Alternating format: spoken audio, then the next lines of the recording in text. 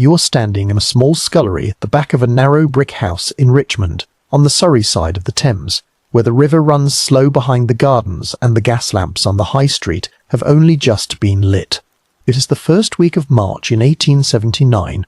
The copper in the corner is the heart of this room.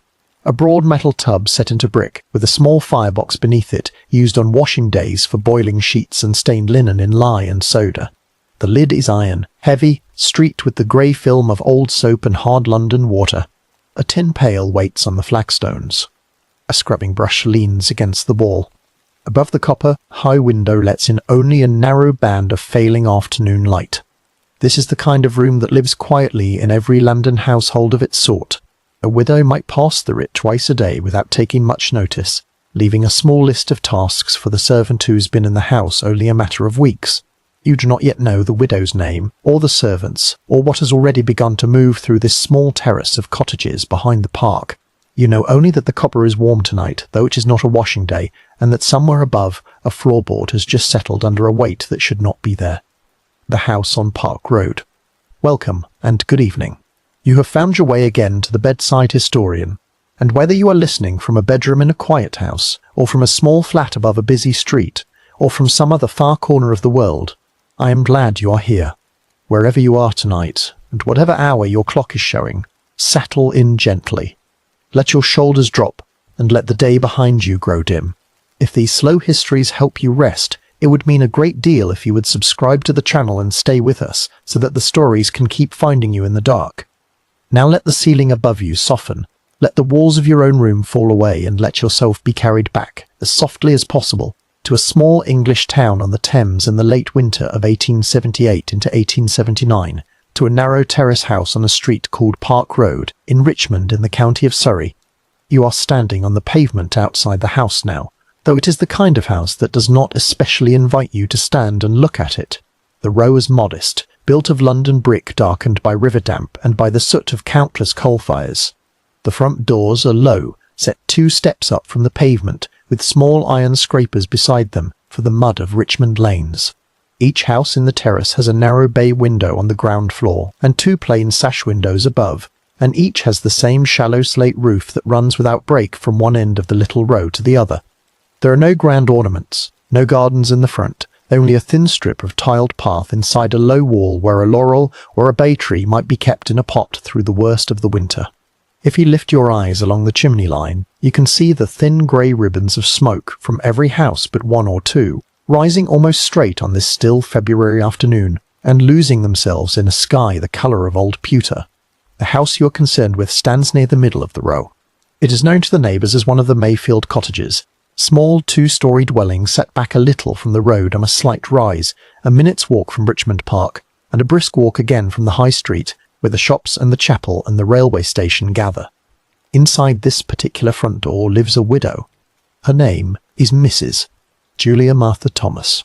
She is in her 50s, slight of build, careful in dress, a woman who has already buried 2 husbands, and who keeps her own house now on the small, precise income that a twice-widowed lady of respectable habit can manage.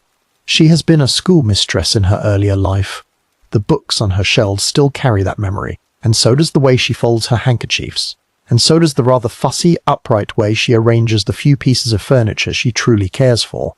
You may follow her, quietly, through an ordinary afternoon in this last winter of her life, and notice only what any observant visitor might have noticed, without knowing what the spring would bring. The front door opens with a small click of a well-oiled latch. The hall inside is narrow, no wider than the span of your outstretched arms, papered in a dim floral pattern that has grown browner over the years, with the coal smoke of every fire in the house. A coat peg holds a dark cloak and a shawl of heavy wool, and beneath it stands a pair of neat leather boots recently blackened. A small oil lamp rests on a bracket halfway along the hall, not yet lit, though the afternoon is already thinning. A narrow rug runs the length of the floor. The scent that reaches you first is not unpleasant. Black tea and a cooling loaf from earlier in the day, the faint metallic tang of soft coals in the grate, the dry smell of the paper on the walls, and underneath it all that particular quiet odour of a house in which a widow lives alone, where the sheets are aired often, the linen is pressed with care, and the rooms are kept in an order rarely disturbed by more than 1 pair of feet. On your right, through a part-open door, you can see the parlour. It is a small room, but Mrs. Thomas has done what she can with it. The dark horsehair sofa sits under the bay window, with two matching chairs drawn in close to a round table. A lace cloth lies over the table, and on it are set out the small belongings of a woman who still takes pleasure in the right placing of small things. A silver sugar basin, a china teapot under a knitted cosy, a little green pressed glass vase, a work box of polished walnut with its lid closed, and a family Bible bound in black leather with a narrow ribbon marker trailing from its edge. Above the mantel is a gilt-framed print, perhaps a landscape with distant hills and a river, bought long ago. Two china dogs sit at either end of the mantel, flanking a small French clock that ticks with a careful precision, as though it too has been taught to behave in this house. On your left, a smaller door leads to a front sitting room that Mrs. Bine Thomas uses more in cold weather than in warm. Here she keeps a writing desk at which she answers what little correspondence finds its way to her, letters to a solicitor in town, the occasional note to an old acquaintance, careful accounts of rents and small investments written out in her upright, slightly schoolmistress hand. The inkstand is of pewter. The blotter is worn at one corner. A small framed photograph on the desk shows a severe-looking gentleman, perhaps her late husband. You cannot be sure. She does not often speak of him, even to herself, but she has placed his likeness where it will catch the light of the morning. The hall leads past the staircase, and towards the back of the house, where the domestic life of the cottage truly lives. Here, on the ground floor behind the parlour, is a small kitchen, and, beyond it, the narrow scullery you already know by name, the one with the copper set into its corner. From where you are standing now, you can hear the sound of the kettle on the hob, the quiet ticking of the range as it settles under a fresh coal, and a spoon being moved, twice, inside a white china bowl. The range is a small iron one, with a polished steel fender and a clean hearthstone, and it is tended to throughout the day. Mrs. Thomas, being a small woman and alone in the house, manages its care herself when no servant is kept, and has some skill in the coaxing of a difficult flue on a wet afternoon. Above your head, the staircase rises steeply. The treads are narrow, covered with a carpet that is growing threadbare down the middle, and the banister, of dark varnished wood, feels cool and slightly gritty under the palm where dust has gathered in the carvings of the spindles. On the first floor there are two bedrooms.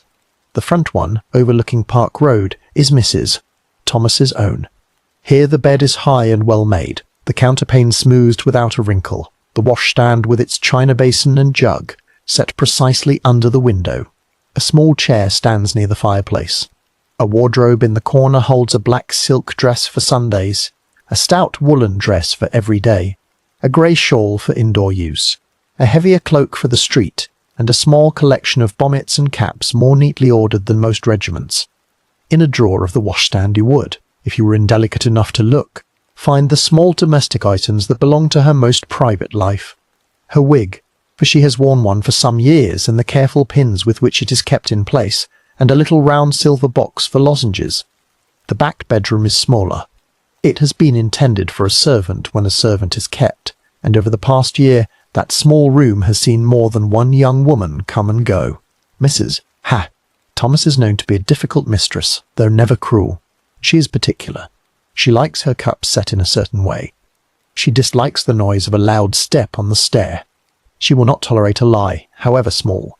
She insists on chapel on Sundays, and on a quiet Sabbath afterwards, and on an accounting of every small breakage in the kitchen. A servant in her house is paid fairly, fed decently, and watched closely. Some had stayed a month. Some have stayed a fortnight. The room, between servants, is kept well aired and scrubbed.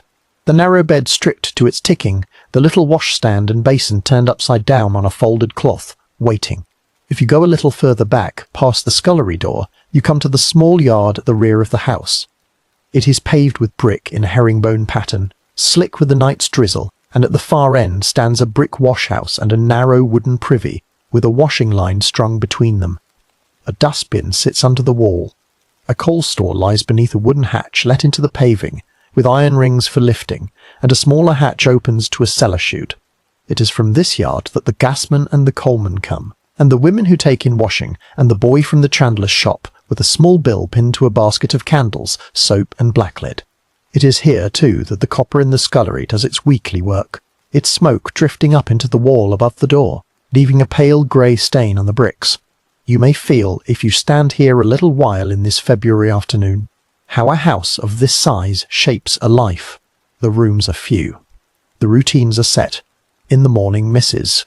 Thomas rises before full light, lays a fire in the range, boils a kettle, eats a breakfast of bread and butter and strong tea, reads a chapter of scripture at her little table, and then begins the small, ceaseless labour by which a widow keeps a house respectable on little. She sweeps. She dusts. She airs the front parlour. She polishes the brass knob of the front door with a soft rag and a pinch of rotten stone, because a dull knob would suggest a dull woman. She walks to the chandler's for candles, to the butcher's for a small chop, to the grocer's for tea and sugar, and carries her little basket home along Park Road, with a bonnet tied firmly under her chin. She stops to speak, briefly, with neighbours, a greengrocer's wife, a young couple newly moved in 2 doors down, the husband of a family she met once at chapel.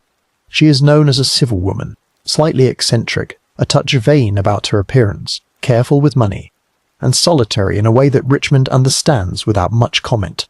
In the evening she lights the oil lamp in the parlour, draws a footstool close to the grate, takes her workbox onto her knee and mends or embroiders until the coals grow low. She reads, sometimes from an old book of sermons, sometimes from a cheap novel bought second-hand. When the clock strikes 10, she bolts the front door, checks the back door, sees that the range is damped down, climbs the steep stairs with a little oil lamp in her hand, and goes to bed. The fire below falls to embers. The rooms cool slowly. The chimney cools with them. In the hush of the night you can hear, if you listen, the very small sounds of the house, the ticking of the French clock, the creak of a beam as the cold deepens, the distant rush of a late cart returning along Park Road, and, from farther off, the occasional half-echo of a locomotive at Richmond Station, exhaling into the winter air. This is her life, as you must understand it before anything else. It is small. It is careful. It has the lamplit loneliness of many London widowhoods in this decade, but it has its satisfactions too. The chapel on a Sunday, the brief company of a few neighbours at the gate, the pleasure of a well-kept parlour on a Saturday evening, the small pride of being able to say, without shame, that one lives in Richmond, that one has a piano teacher's silver bracelet of one's own, and a home of one's own, and a seat of one's own at the pew. Only one thing, in these weeks, troubles the rhythm of the house: the servant question. Mrs. Astle. Thomas has been without a reliable girl for some time. One has gone because she could not bear the silence. Another has gone because she could not bear the scrutiny. Another has gone because she was caught out in a small theft or a small falsehood and sent on her way. The little back bedroom has stood empty again for more than a few days, and the widow, small and upright in her dark dress, is beginning to feel the absence of help about the house. The coals are heavier to carry when the knees ache. The copper is difficult to light in damp weather. The scullery floor, scrubbed by one's own hand, never quite satisfies a woman who remembers how it looked when it was scrubbed by someone younger. So, in the last days of January in 1879, Mrs. Thomas has begun, again, to make discreet enquiries. She has spoken to a friend, a Mrs. Crease, in Hammersmith. She has asked around among the small circle of respectable houses where servants are passed, carefully and by reputation, from one employer to another. She has let it be known that she would take a woman of good character into her employ, with a reference and a sober manner, and a willingness to accept the quiet routines of a widow's house. And somewhere in these same winter days, in a back street not very far away, a tall Irish woman with a child and with a long and difficult past behind her is listening too for the news of such an opening. You do not need to know her yet. For tonight it is enough to stand here on Park Road in the last of the daylight, with the lamps being lit along the high street and the small sash windows of Mayfield cottages growing gold behind their curtains one by one. The front door of the widow's house is closed. The range inside is warm. The clock on the parlour mantel is ticking its careful French ticking. The kettle is on the hob. The upstairs rooms are quiet. Outside, the sky has gone from pewter to slate, and a thin mist is rising off the river beyond the park, drifting along the low gardens and settling against the dark laurels. Let the gas lamps along Park Road hold for a moment in your mind. Small yellow points in the deepening winter dusk, one after another, all the way down the terrace, and let the small house between them grow quiet again, as it has grown quiet on so many other evenings, while the widow inside it goes about the last of her solitary hours, not yet knowing whose step will, before long, be heard upon her stair. The woman from Wexford. You must leave Richmond for a little while now and go a long way back in time and in geography, across the Irish Sea and into the soft grey country of the southeast of Ireland, because the tall woman who will knock at the widow's door in the last week of January 1879 did not begin her life on an English street, and the long road that has brought her to Park Road in Surrey is a road you must walk, at least a little of, if you are to understand how she came to stand in that narrow hall. You are standing then on a lane in County Wexford, in the open country a few miles from the town of Enniscorthy, where the land rises and falls in low green fields, and the hedges are thick with hawthorn and brambles, and where the small whitewashed cabins of the parish of Killan lie scattered along the borens between farms. It is somewhere near the year 1849.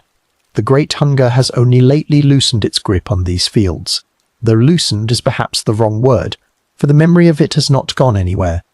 It sits in the thin cheeks of the older women, in the empty cabins further up the hill where a family used to live, in the half-fallen walls behind the chapel, in the weed-grown patch of what had been a potato ridge, 3 seasons before.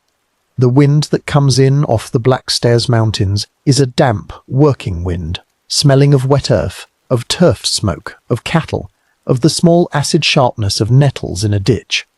The chapel bell in a nearby parish marks the hours unevenly. A dog somewhere is being spoken to sharply in Irish. It is into this country, and into this cautious after-famine quiet, that a girl is born to a family of labouring people named Lawler. Her given name is Catherine, though she will almost always be called Kate. Her people are Catholic, as nearly everyone in these lanes is Catholic, and they live by the small margins of farm labour, of a little cottage patch of potatoes and cabbages, of a pig fattened against the rent day, of a few hens scratching at the doorstone. You are not to imagine any grandeur here, and not much comfort. The cabin where the child opens her eyes has a floor of trodden earth, a low whitewashed ceiling, blackened at its centre by the smoke of the turf fire, a rough settle along one wall, a dresser where a few plates are stood on edge against the damp, and in the corner, a straw tick laid upon a wooden frame. The door is low. The windows are small. When the rain comes in, which in Wexford it does for much of the year, it drips from the thatch into a tin basin set beside the hearth, and the sound of that slow dripping is one of the first sounds the child learns. You must picture her, as the years move on, as one of many barefoot girls on these lanes. She goes as a small child to gather sticks in the hedgerow for the fire, and sods of turf from the stack behind the cabin, and sorrel leaves from the bank for a pot of broth. She walks to mass on Sundays with her mother, a shawl pulled up over her head in the damp, and sits in the back of the small country chapel, where the priest reads the Latin in a low, rolling voice, and the smell of candle wax and old wool rising together from the pews. In the national school, when she is sent, she learns to read, a little in English, for this is the tongue of the classroom, even where Irish is still the tongue of the home. She learns to write her name in a careful round hand. She learns sums on a slate. And, you must assume, she learns sums on a slate. And you must assume, she learns the first lessons of what it means to be poor in a country where land is owned by others. Of her father, the record is thin. Of her mother, also thin. The family is one of many of its sort, and a child in it does not make much mark on the parish register beyond the notice of her baptism. What you can say with some confidence is that by the time this girl is grown into a tall, strong, dark-haired young woman in her late teens, the narrow world of the Killan lanes has not been able to hold her. You should not read this as ambition, not in any modern sense. It is rather the slow sideways drift that has taken thousands of Wexford girls and boys before her, out of the small fields and down to the sea, to the Irish ports of Rosslare and Wexford, and then over the choppy grey water to the great English cities where labour is wanted, or at least is rumoured to be wanted, and where a strong pair of hands might find some living above the level of a cabin floor. The road she takes, and sometime in the middle of the 1860s, is the road that so many of her neighbours have already taken. It begins on a country lane in Wexford, and ends in the smoky, gaslit streets of a port town across the Irish Sea. You may walk with her a short way on that road. A cart, perhaps, to the Wexford quays. A night spent in a boarding-house near the water, where the floorboards smell of tar and wet clothes. A crossing on a coal-fired steamer, with the deck slick with salt and the passengers huddled under the lee of a wheelhouse, the Irish coast thinning behind them into a grey line under the grey sky. Liverpool, when she reaches it, rises out of the mist of the Mersey in a confusion of masts and cranes and warehouses. The docks smell of oakum and fish and horse dung and molasses. The streets behind them, rising up the low hills of the town, are packed with Irish faces and Irish voices. She is one more Kate among thousands of Kates here. She takes a room, at some level of cheapness, and begins to seek the work that newcomers do. A kitchen scullery in a cookshop, a sorting room in a warehouse, a lodging house cleaned in exchange for a bed, the rougher end of domestic service in the houses of shopkeepers and small merchants. The money is thin. The rent is cruel.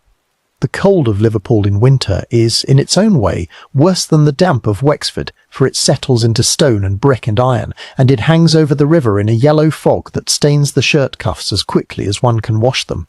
It is in this working-class Liverpool, in the latter half of the 1860s, that the first written notice of Kate Lawler as something other than a christened Wexford girl begins to surface. It is not a cheerful notice. In the records of the magistrates' courts, in the cramped columns of police news, a pattern begins to show itself.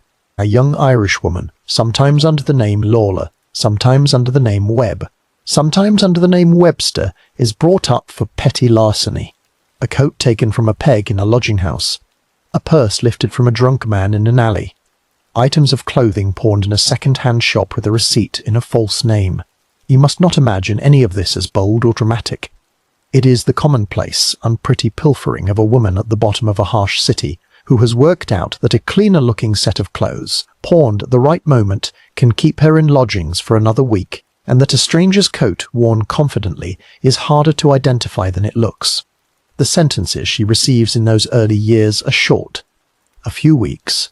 A fine she cannot pay, worked off behind prison walls. She comes out, she comes back in. Each time she is asked her name, she gives one. Not always the same one. By the end of the 1860s, a heavier sentence finds her. She is convicted in Liverpool of a more serious theft than any that has yet been laid against her, and she is sent away for a stretch that is counted in years rather than in weeks. You were not to imagine a place of cells alone. The English prison of that decade is a world of hard labour, of oakum picking in a chill hall, of laundering and scrubbing and the sewing of coarse shirts, of chapel services in a high echoing chamber, of silent meals eaten at long benches, of a matron who carries her keys on a leather belt, and whose voice is the last voice heard before the gas is turned down at night. The inmates wear coarse wool. Their hair is cut. They answer to numbers as often as to names. The cold of the prison is a different cold from the cold of the street. It is the cold of whitewashed stone, of scrubbed corridors, of windows high and barred. She learns, inside it, the trades of the poor woman of her time, washing, starching, folding, mending, and she learns the habits of a prison voice, soft and watchful, that speak less than they seem to. She comes out of that first long sentence, and she is brought, within a few years, back before another bench, and another. Her name moves across the records of more than one English prison in the 70s as she is shifted, in the way of the Victorian carceral system, from one institution to another, taken up for theft, let out on licence, taken up again. You must imagine her, somewhere in this span, standing in the reception yard of the Surrey House of Correction at Wandsworth, a large brick prison on the south side of the Thames, with its high walls and its silent wings, and its female division where women like her are received by a matron in dark serge and a cap. The smell of carbolic is in the corridors. The gas lamps hiss in their iron brackets at the end of each wing. She is given a set of prison clothes. She is given a number. She is set to the labour of the place, and in time she's let out into a London that has altered around her in small ways each time, a new terrace going up, a new omnibus route, the gas lamps now running further along the river, the railway pushing one stop further out into the fields of Surrey, but which is always, unmistakably, the same smoky, crowded, tolerant and pitiless city. Somewhere in the middle years of the 70s, in a back street in the south of London, among the Irish lodging houses and the small courts off the river, she gives birth to a child. The boy is not baptized in any grand parish. His name, in later years, is recorded simply as John. His father is not named in any secure way. Kate will, in time, explain him through a story about a Mr. Webster, a sea captain, now dead, and this is the story that will give her the surname under which much of the world will come to know her. You must take that story for what it is, a thin fiction to cover the plain fact of a child born to an unmarried Irishwoman in a London slum, and to give him a respectable shape in a society that was hard upon such children. The boy, in any case, is born. He is small and dark-eyed, and he will grow up in the margins of his mother's life, often cared for by other women while she works, or while she serves her time, sometimes kept with her, sometimes passed from one lodging to another, but never, for all her faults, entirely abandoned by her. It is the boy, more than anything else, that moves her now into the last years before Richmond. For a woman with a child and no settled husband, in London in the 1870s the options narrow sharply. She takes rougher cleaning work in the lodging houses of Kingston and of Teddington, further out along the Thames. She takes laundry. She takes a place, when she can find one, as a maid-of-all-work in some small household that is not too particular. She is a strong, tall, capable woman in her late 20s now, with a heavy Wexford accent that a London ear will always hear as Irish, and a broad, pleasant face that can, when she wishes it, appear open and honest. She is also a woman well practised in the kind of small lie that keeps a character reference alive, and in the kind of small theft that follows her from one house to the next. More than one employer finds that their tea caddy has grown light, or that a silver spoon has drifted out of the drawer after Kate has left their service. But not all of them pursue her, and not all of them can. You must picture her then in the last months of the year 1878, lodging somewhere in the western reaches of London, with the boy, small still, kept for her much of the time by a kindly neighbour, a Mrs. Meese, Crease in Hammersmith, whom she has come to lean on more than on most. She is known along the streets where she walks as Kate Webster, or as Kate Webster, or as Mrs. Thomas. She has, at one time or another, gone by a small handful of surnames, and none of them have closed the account between her and the magistrate's bench for long. Her clothes are respectable enough at a first glance, a stout dark dress, a bonnet, a shawl, and her manner, when she chooses it, is civil. She carries herself upright. She does not drink to excess, at least not always. She is capable of a day's hard work in a kitchen, and of the kind of vigorous scrubbing and heavy carrying that a small widow of Mrs. Mole, Thomas's age and build, can no longer manage alone. She is also, by now, a woman with a long shadowed record behind her, and with very little to lose. It is Mrs. Crease, in her house in Hammersmith, who will, in the last days of January, quietly pass on to a friend of hers the news that her Irish neighbour is looking, again, for a respectable situation, a good plain servant's place, in a clean house with a widow or a small family, where she can keep her child nearby and earn a steady wage, and, if she can help it, leave behind the worst memories of Liverpool, and of those long prison winters that have marked the back of her hands with small faded scars. Somewhere across the river, in the small terrace of Mayfield cottages on Park Road in Richmond, another woman is, in these same days, writing to just such a friend. And the thin dark thread of a London afternoon is already beginning to draw the two of them together, though neither of them yet knows it. You may leave Kate now, for a little while, as she goes about her cold work in a Hammersmith scullery, with the boy asleep on a folded coat in the corner, and a pan of grey water steaming beside her, and the candle on the shelf burning down to its last quarter-inch in the winter dark. A servant engaged. You must come back now across the river, from the smoke of Hammersmith to the quieter lanes of Richmond, and stand once more on the pavement outside the small terrace of Mayfield cottages in the last week of January, 1879. The winter has not broken. The mornings are still hard with frost, and the afternoons end in a damp, sinking cold that settles into the brickwork of the little house and makes the banister of the stair feel gritty and almost clammy beneath the hand. Mrs. Aslakers Plage, Julia Martha Thomas, has spent the better part of a fortnight alone in the house, and the absence of help has begun to show in small, telling ways, not in any great disorder, for she is not a woman who permits disorder, but in the tired line of her shoulders as she carries a scuttle of coal from the cellar hatch, and in the extra minute she takes now at the bottom of the stair before she climbs it with a candle at the end of the evening. She has written, in the neat, slightly angular hand of a former schoolmistress, to one or two acquaintances of hers who keep small households of their own in the west of London, and she has let it be known, through the quiet grapevine by which Victorian servants pass from one mistress to another, that she would take on a plain, strong woman of good character to clean, to cook a little, and to keep the scullery in order. The letter that comes back most promptly is from Mrs. Powser. Crease in Hammersmith, written on cheap-lined paper, folded carefully and carried into the parlour one morning on the small japanned tray that Mrs. Brickler. Thomas keeps near her writing desk. You may stand at her shoulder if you wish, as she reads it under the bay window in the thin late January light. Mrs. White. Crease has a neighbour, she writes, an Irish woman of middle years, a widow, so she says, with a small boy who has worked in one or two respectable houses in the neighbourhood, and who is seeking a new place. The woman, Mrs. Crease goes on, is a willing worker, strongly built, accustomed to rough kitchen labour and to washing days, and able to give a reference. If 49, Thomas would care to see her, she might come across the river one afternoon and call at the house. It is the kind of introduction on which a great deal of Victorian domestic life turned, and the kind that made very little public noise at the time. A widow in Richmond, a married woman in Hammersmith, an Irish woman without a settled home, joined for a moment by a single sheet of folded paper. Mrs. Bin. Thomas reads it twice, folds it back along its creases, and sets it down on the desk beside her inkstand. She makes herself a fresh cup of tea. She sits in the parlour for some time with the cup cooling in her hand, weighing, in the careful way of a twice-widowed woman who has already learned the cost of misjudging strangers, how much faith she can place in a letter of this kind. You should understand that Mrs. Pasley. Thomas is not in a position to be unduly particular.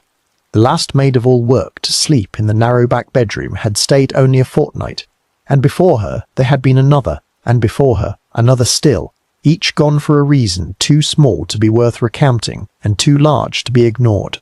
The winter has been cold. The coppers and the coals are heavy. The stair is steep, and she is not as young as she has been. She writes a short, civil reply to Mrs. Crease, suggesting a day and an hour, and she sends the letter out with the morning post, and then she turns to the small interior labour by which a Victorian lady prepares to be seen by a possible servant. She puts the house in its best plain order. She beats the rug in the narrow hall out in the backyard, bent a little with the effort, the dust rising in a grey cloud against the brick wall. She wipes the banister with a damp cloth, and then with a dry one. She dusts the gilt frame of the print above the parlour mantel. She opens the door of the back bedroom and stands for a moment in its chill, small, clean silence. The narrow iron bedstead stripped to its striped ticking, the washstand turned over on a folded cloth, the window latched tight against the damp. And she tries, without quite admitting it to herself, to see the room through the eyes of a stranger. She lays a fresh sheet over the ticking. She sets the washstand upright. She places a clean basin and a pitcher on it, and a folded square of rough twiddling on the rail. When the appointed afternoon comes, the sky over Park Road is low and cloud-bound, the kind of winter London sky that seems to have no ceiling at all, only a slow, endless grey lit from somewhere within. The chapel clock along the High Street has just struck 3, when a figure comes up the pavement and pauses at the little iron gate of the Mayfield cottages. You may see her as the widow sees her, through the bay window of the parlour, drawn slightly back so as not to be seen watching. A tall woman, broad about the shoulders, in a dark dress of heavy stuff and a plain black bonnet, with a shawl pulled over it against the cold. The face, when it turns towards the door, is full and strong-featured, with a broad forehead and a firm mouth and the faintly reddened cheeks of a person who has walked a long way in raw air. She has come by train almost certainly from Hammersmith to the station at Richmond, and has walked up from there with her hands tucked inside her shawl and her eyes lowered, for the respectable Irishwoman in service does not stare about her on an English street. The knock at the door when it comes is firm but not loud. Mrs. Ear. Thomas opens it herself, because the house is empty of any other hand, and for a moment the two women stand looking at each other in the narrow hall. You are standing a little behind the widow as she does so, the small dark woman with her lace collar pinned high at the throat, her hair smoothed under a neat cap, her thin hand resting on the edge of the door, and the tall Irishwoman on the step, her shawl dewed with the first fine drops of a rain that has only now begun to fall. Her voice, when she speaks, low and careful, with the Wexford softness still in it, even after all these London years. She gives her name as Kate Webster. She says that she is a widow and that Mrs. Jochand, Crease of Hammersmith, has spoken of her. She says that she has worked in 1 or 2 good houses and that she is accustomed to heavy work. She says that she has a small boy cared for during the day by a kind neighbour and that she would wish to see him on her free day when that was possible. Mrs. Thomas, small and upright in the hall, listens with her head slightly tilted, as she used to listen to the recitations of children in a schoolroom, and then she steps back and asks the woman in. They go, not into the parlour, but into the front sitting-room where the writing desk is kept, for an interview of this kind is not entirely a social one. Mrs. Afhouse. Thomas takes her usual chair at the desk. Kate Webster stands, in the way that a servant stands to be questioned, with her hands folded before her, and her eyes lowered to the worn edge of the hearth rug. The fire in the little grate has been made up for this occasion. The coals are red and quiet. A grey afternoon light falls through the sash window and lies on a long slanted bar across the worn carpet, catching the dust that rises, very faintly, each time either of them shifts her weight. You may stand at the door and listen, though the conversation is what a conversation of that kind would always have been, practical and thin. Mrs. Thomas asks about the last place. Kate Webster names a house. She describes, in a short, careful way, the rough of it, the washing days, the cooking of plain dinners, the cleaning of the grates, the black leading of the range. She says, when asked, that she can iron a shirt and starch a collar, that she can get a scullery floor clean, that she is accustomed to early rising. Mrs. Pound. Thomas asks after chapel. Kate Webster answers, in the slightly lower voice of the Catholic in a Protestant house, that she has been brought up to her own religion, but that she is glad to sit quietly on a Sunday and to keep the Sabbath. Mrs. Haben the front to the mouth. Thomas nods once at that, and notes it, and does not press. She asks about the child. Kate Webster says he is a good little boy, kept with Mrs. Bada, Crease in Hammersmith, where he knows the neighbours and is quiet in the house. She says she would wish to see him on Sundays after chapel, or on whatever day her mistress could spare. Mrs. Thomas asks at last about wages and names a small figure, a sum ordinary for this sort of place, board and lodging and a little money in the hand at the end of each month. Kate Webster takes it without bargaining. A servant of her kind with her history does not bargain. The widow inclines her head. She says, in the careful voice she uses for making decisions, that Mrs. Pratt Webster may come to her on the following Monday afternoon, on the condition that her character proves in order and that she will engage her, to begin with, as a maid of all work, and that they will see how they suit each other in the first fortnight. And that is, in effect, how it is done. There is no contract written out, no formal paper signed, no witness called. There is only a small, upright woman in black, sitting at a desk in a front room, and a tall woman in a shawl, standing upon a hearth-rug, and a brief passage of words between them in the slow grey light of a winter afternoon. The fire settles. The clock on the parlour mantel, heard faintly through the half-open door, ticks on. The rain outside thickens along the window of the bay. Mrs. Thomas rises, puts out her small neat hand, and Kate Webster, after the shortest hesitation, takes it. The hand of the widow is narrow and cold. The hand of the Irishwoman is broad and very warm from being held so long inside the shawl. When Kate Webster has gone, back down the tiled path, through the iron gate, along the dim pavement of Park Road, with the rain now blowing in fine needles across her bonnet, Mrs. Mockrow.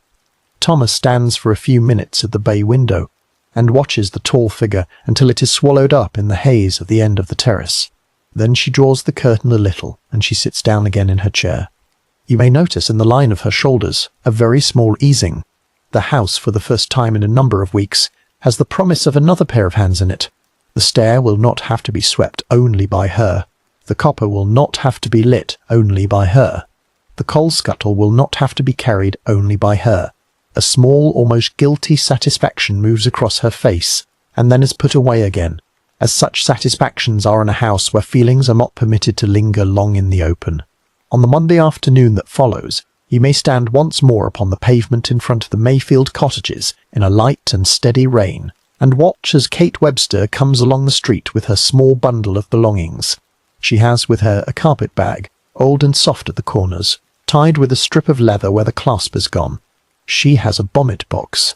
She has a small wooden trunk that a boy of the neighbourhood has helped her to carry up from the station. and for which she pays him a single copper out of a little purse kept in her pocket. She has, folded across her arm, an extra dark shawl against the damp of the Irishwoman's cold. The boy sets the trunk down on the step. "Mrs. Meese." Thomas opens the door herself. The tall woman steps in across the threshold. The widow closes the door behind her. The rain at that moment makes its particular small hush against the fanlight. The coals in the parlour grate are low, but alive. The little French clock is striking the half-hour. From the hall you can smell the tea that has just been made, and the coal smoke, and the faint starch of the clean apron that Mrs. Part Thomas has laid out upon the chair in the back bedroom for the new servant's use. Mrs. Thomas, in her careful way, shows her the house.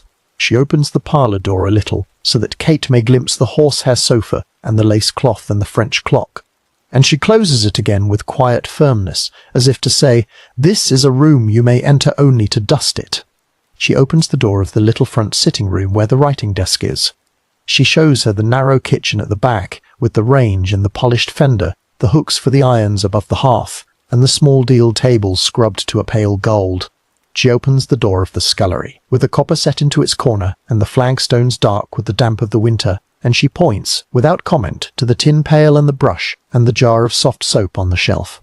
She takes her up the steep stair, with the carpet threadbare down the middle, and she opens the door of the back bedroom, small and spare and freshly aired, and she tells her that this will be hers, and that she may unpack her things after tea. Kate Webster, in her plain dark dress and her bonnet now set down upon the end of the bed, stands for a moment in that small bedroom and looks at the narrow window, which gives onto the backyard and onto the brick wall beyond it, and onto the square of grey sky between the chimneys, thickening now towards evening. Now towards evening. Below her, in the house, the widow's steps are soft and even upon the boards. The copper is cold. The fire in the range is low. The little French clock in the parlour ticks on. And you may leave her there for a while, standing in the last of the winter light of that Monday afternoon, as the rain settles against the glass of the small window, and the rooms of the cottage arrange themselves, quietly and without any outward sign, around the presence of a new woman beneath their roof. The winter rooms. You may stand again in the narrow hall of the little house on Park Road, a week after Kate Webster has come into it, and notice how the rhythm of the place is altered, though only slightly, and only in ways that would be invisible from the street. The front door still opens with its small click of a well-oiled latch. The dim floral paper on the walls is no browner than it was. The oil lamp still rests unlit on its bracket halfway along the hall, waiting for the early thickening of the winter afternoon. But there is now a second tread upon the boards above, heavier than the widow's, and a second weight upon the stair when the coal scuttle is carried down of a morning, and a second voice, low and careful, answering from the kitchen when the small French clock in the parlour strikes the hour. It is February. The worst of the damp has not gone out of the house. The mornings come slowly to the backyard, grey first and then palely gold along the wash of the brick wall, and the range in the kitchen, lit before full light, takes a long while to warm the air. Kate Webster is up at 5:30. You can hear her in the dark of the house, moving with a surprising quietness, for so tall a woman, unbolting the back door, carrying the ashes out to the dustbin in the yard, stooping at the hatch in the paving to fill the scuttle from the coal store beneath. The cold of the paving goes up through the thin soles of her boots. Her breath stands in the air. Above her, the chimneys of the terrace wake one by one into their first soft curls of smoke. She lays the fire in the range with the economy of a woman who has laid many fires in many houses, balls of old newspaper crushed into the grate, thin kindlings set in a lattice above them, a scatter of small coals on top. Then, when these have caught, the heavier lumps added one at a time. She does the same, after her own breakfast, with the small grate in the parlour, though here she works more carefully, laying a sheet of paper down upon the hearthstone first, so as not to smudge it with blacking, and sweeping the hearth itself with a soft brush kept for that purpose alone. Mrs. Thomas, who has come down a little after 7, dressed in her dark woolen day dress with a white kerchief at her throat, watches these first morning duties from the doorway of the parlour, and does not at first find fault. You may sit in the kitchen through the quiet hour that follows. Kate Webster is setting out the widow's breakfast upon a tray, a small china pot of tea, a single cup and saucer, a plate of bread and butter, a dish with 2 neatly cut rounds of cold meat upon it, a little silver spoon. The tray is of black Japan tin, gold at its edges, and Kate has wiped it with a soft cloth before laying it. The tea is strong, the way the widow likes it. The butter has been set out a little before, so that it will not break the bread. The tall Irish woman carries the tray along the narrow hall and into the parlour, and sets it down on the lace cloth with a careful, slow hand, and then withdraws without speaking more than she must. Mrs. Thomas, already at the table, inclines her head. She does not say thank you, for a mistress does not, usually, thank a servant for what is expected. But she looks into the cup as it is poured, and notes the colour of the tea, and is, for the moment, content. The morning moves from one small labour to the next. Kate sweeps the narrow hall with a bristle brush, taking care at the corners where the dust gathers. She lifts the rug and beats it, briefly in the yard, and lays it down again straight. She wipes the banister of the stair, going up with a damp cloth in one hand and a dry cloth in the other. She airs the back bedroom and then her own, turning down the bedclothes and opening the latch of the window for a quarter of an hour. Even in the frost, because Mrs. Thomas is particular about the smell of a bedroom and dislikes any sourness in the air. She carries the night slops in covered pails to the privy at the end of the yard. She empties the chamber pots. She scrubs her hands afterwards in a basin of cold water at the scullery, with a square of coarse yellow soap that she keeps on its own tin dish. You may notice, standing at the scullery door, that the copper in the corner is dark and cold. It is not a washing day. The widow has set the washing days as Monday and Tuesday of each week, and the rest of the days are given over to other labour. On this particular morning, Kate Webster only passes the copper with a dry cloth, running it along the iron rim out of habit, wiping a smear of grey film from the lid. The tin pail stands where it has always stood. The scrubbing brush leans against the wall. The high window gives its narrow band of grey light, and the flagstones are very cold beneath the boots. At 10 o'clock she climbs the stair to see to the widow's own bedroom at the front of the house. Here the work is finer. She does not sweep here, she wipes. She smooths the counterpane on the high bed with both hands, straightens the pillows, shakes the dust from the long lace at the edge of the bed curtain, polishes the glass of the little round mirror above the washstand, and replaces the water in the china pitcher with fresh. She does not, in these first weeks, open the drawers of the washstand. Mrs. Thomas, she has already gathered, is a woman who notices very small disorders, and the long history of petty trouble that has followed Kate through the lodgings of London has taught her that a new situation must be entered without haste. There is time, she thinks, to learn where things are kept. There is time.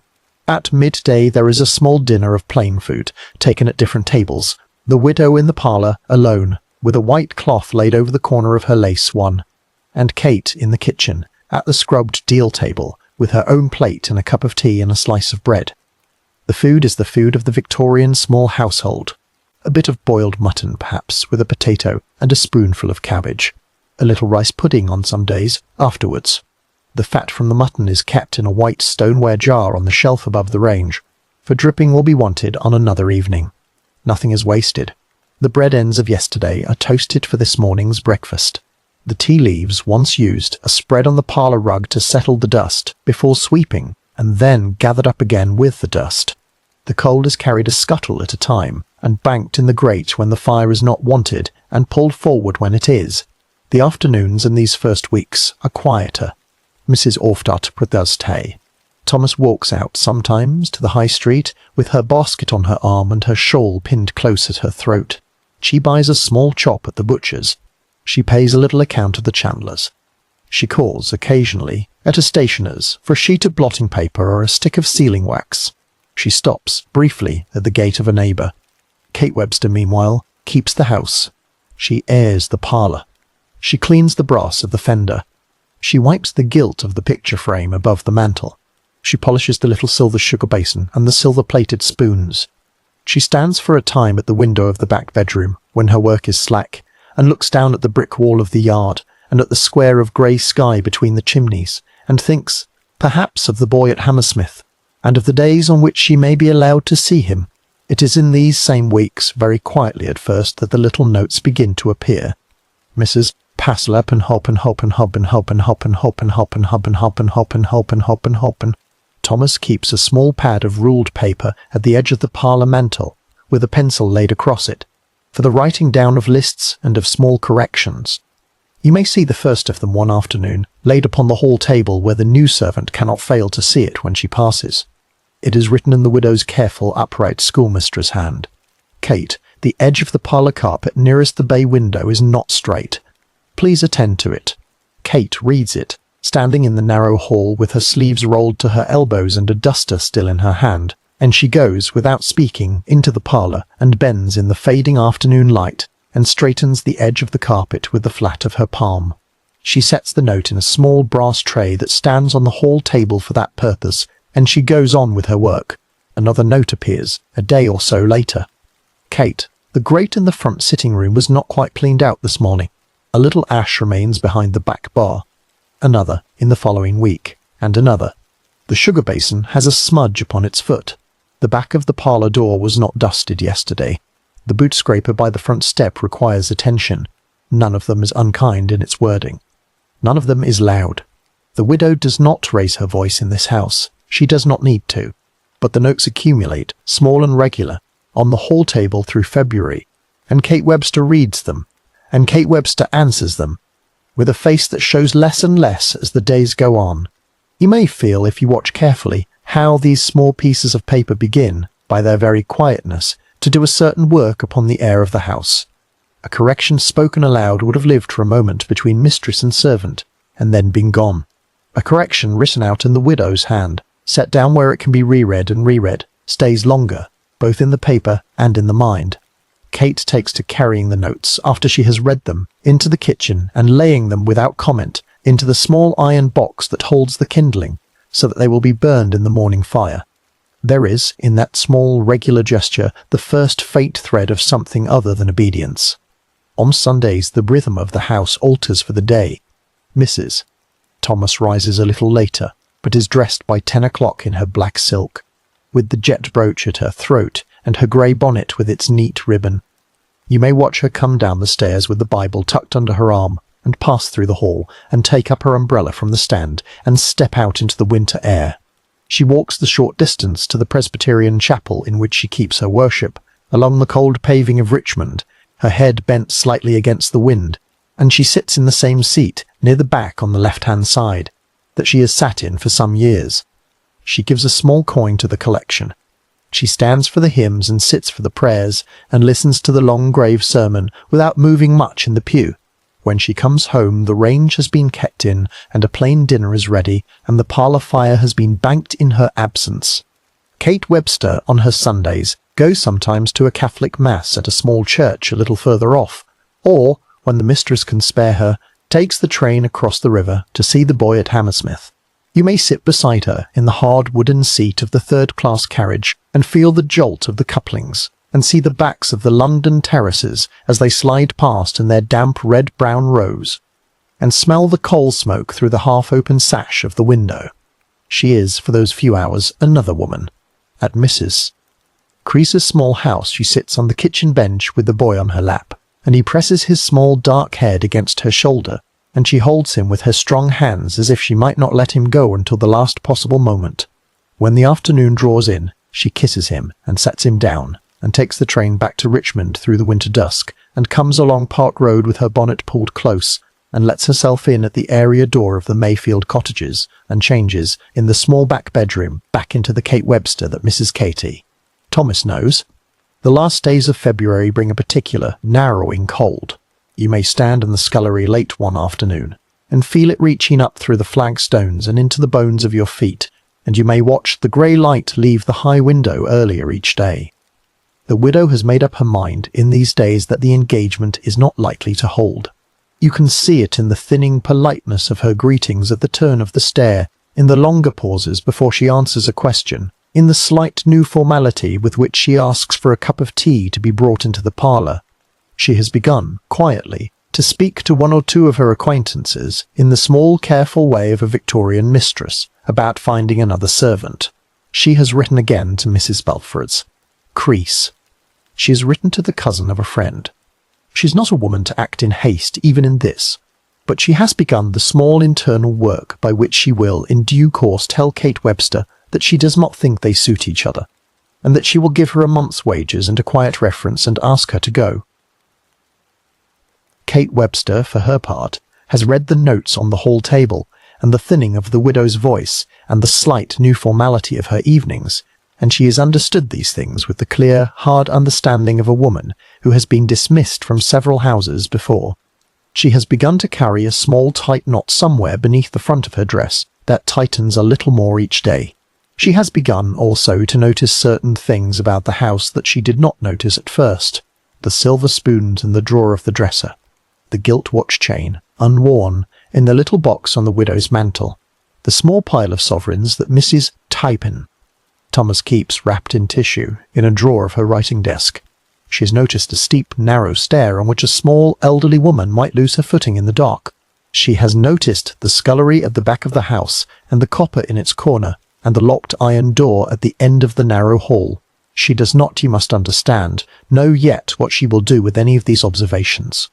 She is only, in these last winter evenings of February 1879, cataloguing them, in the slow, quiet way that such a woman catalogues the details of a place she fears she may soon have to leave. Above her, in the widow's bedroom, Mrs. Thomas is going to bed a little earlier now, wearied by the cold, and the light of her little oil lamp is going out at 9. Below, in the kitchen, Kate sits on for a while longer at the scrubbed table, with the door of the range open a hand's breadth to save coal, and the fire within it burning very low. The clock on the parlour mantel strikes 11. The house is very quiet. The wind has begun to move again along the gutters of the terrace, and somewhere, a long way off, a locomotive at Richmond station exhales once into the cold, and is still. The 2nd day of March, as she sits there, is not yet a week away. The 2nd of March. You may come back now into the small house on Park Road on the morning of Sunday the 2nd of March, and stand once more in the narrow hall, where the cold has settled overnight into the boards and the paper of the walls, and where a thin line of grey light is moving along the floor from the fanlight above the door. The winter has not broken, but it has thinned. The frost upon the front step is no longer iron-hard. The sky above the terrace is pale and without weight. The chimneys of the row are already at their morning work, and from the kitchen at the back of the house you can hear the quiet knock of the range door being closed, and the soft, familiar ring of the kettle being set upon the hob. Kate Webster has been up since 5:30, as she has been up on every other morning of these past weeks. She has carried out the ashes. She has filled the scuttle from the coal store in the yard. She has laid and lit the range. She has set the kettle on. She has cleaned the parlour grate and laid a small fresh fire there to be kindled when the mistress comes down. She has taken the widow's boots out of the back scullery, where they were left last night to be dried, and has wiped them again with a soft cloth, and set them at the foot of the stair for her to put on before chapel. She has, in short, done what she has done every day of these weeks, and has done it quietly, and has not, if you watch her closely, looked up very often from the labour of her hands. Mrs. Julia Martha Thomas comes down a little before 8. She is dressed, as she is dressed every Sunday, in her black silk with a jet brooch at her throat, and she has her grey bonnet already in her hand. The small oil lamp in the parlour has been lit for her, because the morning is still dim, and a fire has been lit in the grate. Her breakfast is laid upon the lace cloth. She sits down to it in her usual precise way, and she eats without saying very much, and Kate Webster, without being asked, brings in the second small pot of hot water that the widow prefers with her second cup of tea. The French clock on the mantel ticks its careful ticking. The house on this morning feels very much like every other Sunday morning in it, except that in the pad at the edge of the mantel a fresh note has been written out overnight, folded once and placed to one side, not yet set upon the hall table, and Kate has seen it there as she brought in the tray. At a little after 10, Mrs. Thomas goes out to her morning service. You may watch her come along the narrow hall with her Bible tucked under her arm and her umbrella held in her gloved hand, and pause at the mirror for a moment to settle the bow of her bonnet, and let herself out at the front door, and close it softly behind her. The sound of her footsteps along the tiled path is small and exact. She walks up to the Presbyterian chapel she has kept with for some years, and sits in her usual seat near the back on the left, and stands for the hymns and sits for the prayers, and listens to the slow grave sermon, with her hands folded upon her Bible in her lap, and gives her small coin to the collection, and comes home again through the middle of the day without having spoken to more than one or two of the other worshippers at the door. The afternoon is quiet. Mrs. Thomas takes her dinner in the parlour. Kate Webster takes hers in the kitchen. The range is kept in. The parlour fire is kept in. The coals are banked, but not pulled forward, for the evening service will call the widow out again before dusk. You may notice in the passing of this afternoon that the small notes on the hall table have grown more frequent this week, and that the last of them, placed there on Saturday, has been written out in a firmer line than its predecessors. Kate, the note reads, "When you have finished tomorrow's dinner, I should be glad of a word with you in the front sitting-room." The word has not yet been spoken. The widow has not yet named the hour of it. But Kate Webster has read the note twice, and has understood, as such women always understand, what such a word will be. Towards evening, the light thins along the terrace. The gas lamps on the high street are lit a little earlier than they were a week ago, for the dusk is slow to give way to the dark, and Richmond in early March still belongs more to winter than to spring. Mrs. Housand. Thomas dresses herself again in her black silk, adds the heavier cloak against the evening air, ties her bonnet once more at her chin, and takes up her Bible. She does not, this time, pause for long at the mirror. She lets herself out the few minutes before 6.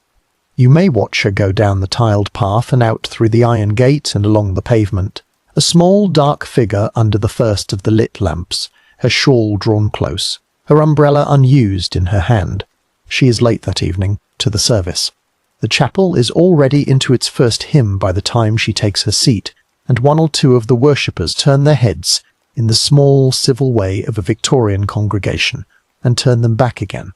She sits through the hour of the service with her Bible open on her lap, and the gas lamps of the chapel hissing softly in their brackets, and the voice of the minister rising and falling in its long measured cadences. When the last hymn is sung and the benediction given, she does not linger at the door. She wraps her cloak more closely and steps out into the street and begins her way back down through Richmond towards Park Road. You may walk a little way behind her if you wish. The pavements are damp.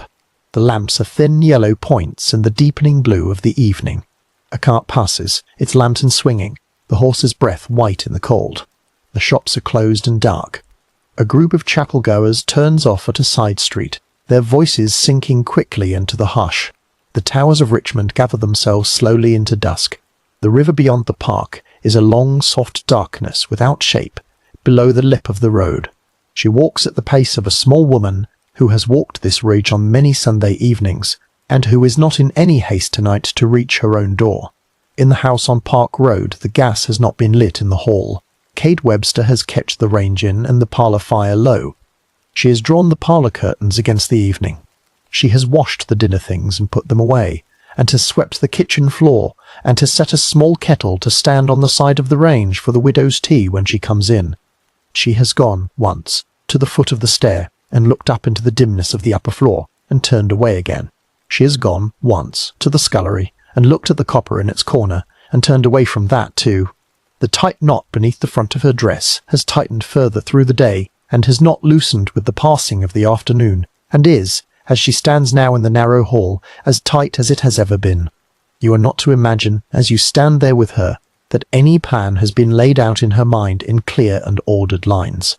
The minds of those who have done such things as she will do in the next small hour are not usually orderly minds at the moment of doing them. There is, rather, the long accumulation of the winter weeks, the notes upon the hall table, the thinning of the widow's voice, the knowledge that the boy at Hammersmith must still be fed, the memory of Wandsworth's high walls, the fear of another character lost and another situation ended, and under all of it, a low, bitter current that she has not shown in this house to anyone, and perhaps has not wholly shown to herself. It is a little before 9 when the widow's key is heard in the front door. You may stand at the turn of the stair as she comes in. She closes the door behind her with her usual small click. She sets her umbrella in the stand.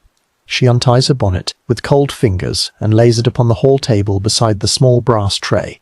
She unpins her cloak. The gas has not been lit in the hall, and she does not pause to light it. She will do so upstairs, she thinks, with the little oil lamp in her own room. She calls softly, once for Kate, to say that she has come in, and Kate, from the kitchen doorway, answers that she has kept the kettle warm and will bring a cup of tea up in a moment, if the mistress wishes to go first to her room. Mrs. Thomas, small and tired and chilled from the walk, says that she will. She sets her hand upon the banister at the foot of the stair. She begins to climb. You must let the house at this point hold its own quiet around what is about to happen. The prose will not linger upon it, For what is about to happen is not a thing to be lingered over, and nothing in the historical record will ever make the whole of it clear. Only Kate Webster's own later accounts, set down at different times and in different words, and the evidence of the bloodstains afterwards found upon the stair and upon the landing, tell you anything certain at all.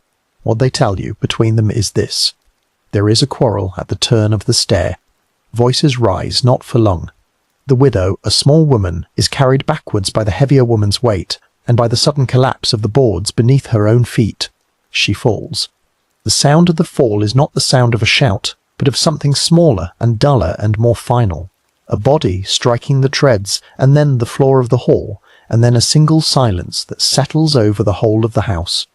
Afterwards, on the boards of the upper landing, Kate Webster does what her later words will only describe in glances and evasions. The widow is not dead of the fall alone. There is a further quiet violence in the half-dark at the head of the stair, done with hands and with a weight of body rather than with any weapon brought for the purpose. You are not to picture it, and the narration will not help you to. You are to know only that in the space of a few minutes, in the narrow upper hall of the little house on Park Road, a life that has kept itself carefully for more than 50 years is brought to its end, without witness, without word spoken to any other living soul, and without any of the small neighbours of the terrace hearing more than, at most, a single muffled sound that might have been a falling chair. The house, when it is done, is very still. The French clock on the parlour mantel is ticking. The fire in the parlour grate is low but still alive. The gas has not been lit in the hall. The kettle on the side of the range has grown quiet, for Kate has not gone back to it. You may stand for a little while at the foot of the stair, where the widow's bonnet still lies upon the hall table beside the small brass tray. The ribbon, a little crushed from the day's wearing. Her cloak is half unpinned, hanging from a single hook. Her umbrella stands in the stand. A Bible has fallen from her hand at some point in the climb, and has come to rest with its pages open upon one of the lower treads. Above you, on the landing, Kate Webster sits down at last against the wall, in the dim corner where the gas has not been lit. Her breath is uneven. Her hands are pressed against her knees. She does not weep. She does not yet move. She sits in the silence of the small house, and the silence of the small house sits with her, and the cold of the upper floor comes slowly back in against the heat of what has been done. From the parlour, through the half-open door, the small French clock strikes the quarter, and then, after what seems a very long time, the half, and then, after a longer time still, the hour of 10. At some point, in the hour that follows, she rises. She goes down the stair, careful of the darker stains now on 2 of the treads. She passes the widow's bonnet on the hall table. She goes through the kitchen, where the kettle has cooled, and through into the scullery at the back, where the copper is set into the corner, and the tin pail stands on the flagstones, and the scrubbing brush leans against the wall, and the high window gives its narrow band of night sky. She lays her hand upon the iron lid of the copper. She stands there for some time. Then she turns, and she goes back, and she begins the slow dark work of what will fill the next days and nights of the house on Park Road, while the terrace outside her door sleeps on under its gas lamps, and the river behind the gardens runs on without any knowledge yet of what, before the week is out, it will be asked to carry. The copper warm on a Sunday. You must stay in the house on Park Road through the long hours that follow, though the prose will move carefully and at a slow pace, and will not linger where lingering would serve only the appetite of a later century. The small terrace cottage, as the clock in the parlour moves past 11 on the night of the 2nd of March, is very quiet. The front door is bolted. The curtains of the bay window are drawn. The gas in the hall has still not been lit. The widow's bonnet still lies upon the hall table beside the small brass tray. The ribbon a little crushed, and her umbrella still stands in the stand, and her cloak still hangs from a single hook with its pins half fastened. Only the fire in the parlour grate, banked low against the iron back, gives any light at all along the narrow hall, and that light does not reach above the first few treads of the stair. Kate Webster has come down from the landing. You may see her if you must. There's a tall figure moving without haste from the kitchen into the scullery and back again. A candle set upon the deal table beside her. Her sleeves rolled to above the elbow, her apron pinned with a fresh pin. She has laid old newspapers along the flagstones of the scullery and across the kitchen floor. She has set the copper going, quietly. The firebox beneath it, which on any other evening of the week would be cold at this hour, has been filled with a careful layering of sticks and coals, and the draught opened, and a thin curl of smoke has begun to rise into the iron flue above it and out along the yard wall, where the pale grey stain of many washing days has marked the bricks.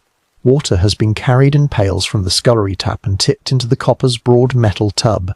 The iron lid, streaked with the film of old soap, has been lifted onto its peg. You are to understand, standing at the scullery door, that what she is doing now is something that sits in an older and more common corner of the household imagination than a modern ear finds easy to hear. A copper of this size, set into brick with its own small firebox, was not, in 1879, a strange or fearful object. It was the ordinary engine of the weekly wash. It was the same kind of tub in which a Wexford girl had watched her mother render the fat of a slaughtered pig, in which the women of Liverpool lodging-houses had boiled the sheets of half a street at a time, in which cooks in great households had simmered the bones of a Sunday joint down to a stock. Kate Webster knows the use of it, as she knows the use of her own hands. What she will do in the course of these hours is a thing done with familiar tools, in familiar gestures, turned to an unfamiliar end. The fire beneath the copper settles. The water begins its slow gathering of heat. You may stand in the kitchen, or draw back into the narrow hall as she goes up the stair again, more than once, through the small hours of the night. The boards above creak under her weight in a way they did not creak under the widow's. A door opens. A door closes. The light of a candle shows for a time on the upper landing, and is gone, and shows again. There is the sound of water being carried in a basin, and then poured out and carried again. There is the sound of cloth being torn, which is perhaps the sound of an old sheet being used for the work that has to be done. There is, once, the dull strike of an axe against wood upon flagstones, which may only be the spitting of kindling, and may be something else. None of this is for you to look upon. You are to hear only what the house itself could have heard, and the house on Park Road that night hears only muffled and careful sounds, no raised voice, no cry in the street, no neighbour's window thrown up. In the scullery the copper comes, at last, to its slow boil. The water moves within it. The lid lifts a little at its rim. Steam begins to gather against the high window and against the iron flue, and against the whitewashed wall behind the tub, and a peculiar heaviness comes into the air of the small room. It is the heaviness of rendered fat and long-boiled meat, such as any kitchen of the time could have produced from a pan of bones and trimmings left upon the range through a winter afternoon. But it is heavier than any ordinary kitchen rendering, and it has, beneath it, a note that is not quite that of mutton or of beef, and it does not fade out as an ordinary cooking smell fades, but settles, instead, into the fabric of the scullery and of the kitchen beyond. It works its way into the curtain at the scullery window. It works its way into the paper of the walls, and into the apron on the hook, and into the hair of the woman who tends it. She keeps the back door shut. She keeps the door between the scullery and the kitchen shut for much of the time. She keeps the door between the kitchen and the hall shut also, and she has drawn a folded cloth against the crack at its foot, as if against a draught. She feeds the firebox through the night, a small coal at a time, never so much that the flue should draw too strongly, but enough that the water in the copper should never cease its low, steady motion. At the kitchen range, at the same time, she keeps a second small fire burning with a pan upon it, and in that pan she is doing a separate and equally long piece of labour with the cloths and the rags that have been used upstairs, which are washed and rinsed and wrung and hung in the darkness of the scullery upon the line inside the door, and later fed one by one into the range. The French clock upon the parlour mantel strikes 1, and then 2, and then 3. The house is very warm at its back and very cold at its front. In Mrs. Thomas's bedroom at the front of the house, the door is closed. The bed has been remade. The carpet has been spuned. The little oil lamp on the nightstand has been extinguished. The widow's wig has been set upon its wooden block on the top of the chest of drawers, as though only for the night. On the washstand, the china basin has been emptied and rinsed, and turned upside down upon its folded cloth. On the chair beside the fireplace, a woolen dressing gown has been laid out, as if the mistress might at any hour come back up the stair and take it from its hook, and be heard moving quietly about the room. Dawn on the 3rd of March is thin and slow. You may stand at the back bedroom window and see the pale wash of light come up along the brick wall of the yard, and along the chimneys of the next terrace, and hear the first small sounds of the street. A cartwheel upon the far end of Park Road, a milkman's call 2 streets over, a door closed briskly in a neighbouring house. Kate Webster does not sleep. She has by now set aside in the scullery certain things that cannot be returned to the copper, and these she has wrapped in clean cloth and set into a large black travelling bag, and she has pushed the bag against the wall where the broom and the pail stand. The copper itself is still warm, and the water in it is still clouded. The firebox is low but not dead. The iron flue above the yard wall has given it smoke steadily for many hours now, and the pale grey stain upon the bricks is a little darker than it was before. When the hour comes at which a neighbour might think to look out of a window, she makes the house look, in its outward show, as like itself as she can.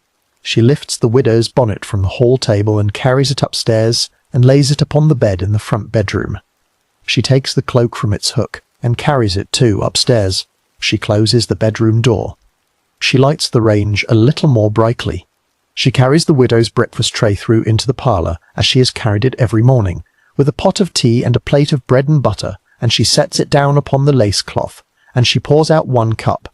The tea cools in the cup. The bread and butter remains upon the plate. The tray, later in the day, is carried out again as though the meal had been taken. The small French clock ticks on. Through the Monday and into the Tuesday, the scullery door is kept locked. If you go to it through the hall, you will find that Kate Webster now carries the key upon a string about her neck, inside the front of her dress, where the small hard shape of it presses against her breastbone each time she bends. She answers the front door herself to the few people who knock. To the boy from the chandler's she says, at the step, that her mistress is a little poorly and is lying down upstairs, but that she will have the usual basket of candles and soap next week as before. To the gasman she says, in her lowest and most careful voice, that Mrs. Ond, Thomas is from home for a few days and has left her to keep the house. To a neighbour who calls, briefly, at the gate about some small parish matter, she says only that her mistress has a cold and is not seeing visitors today. The copper goes on working through those days.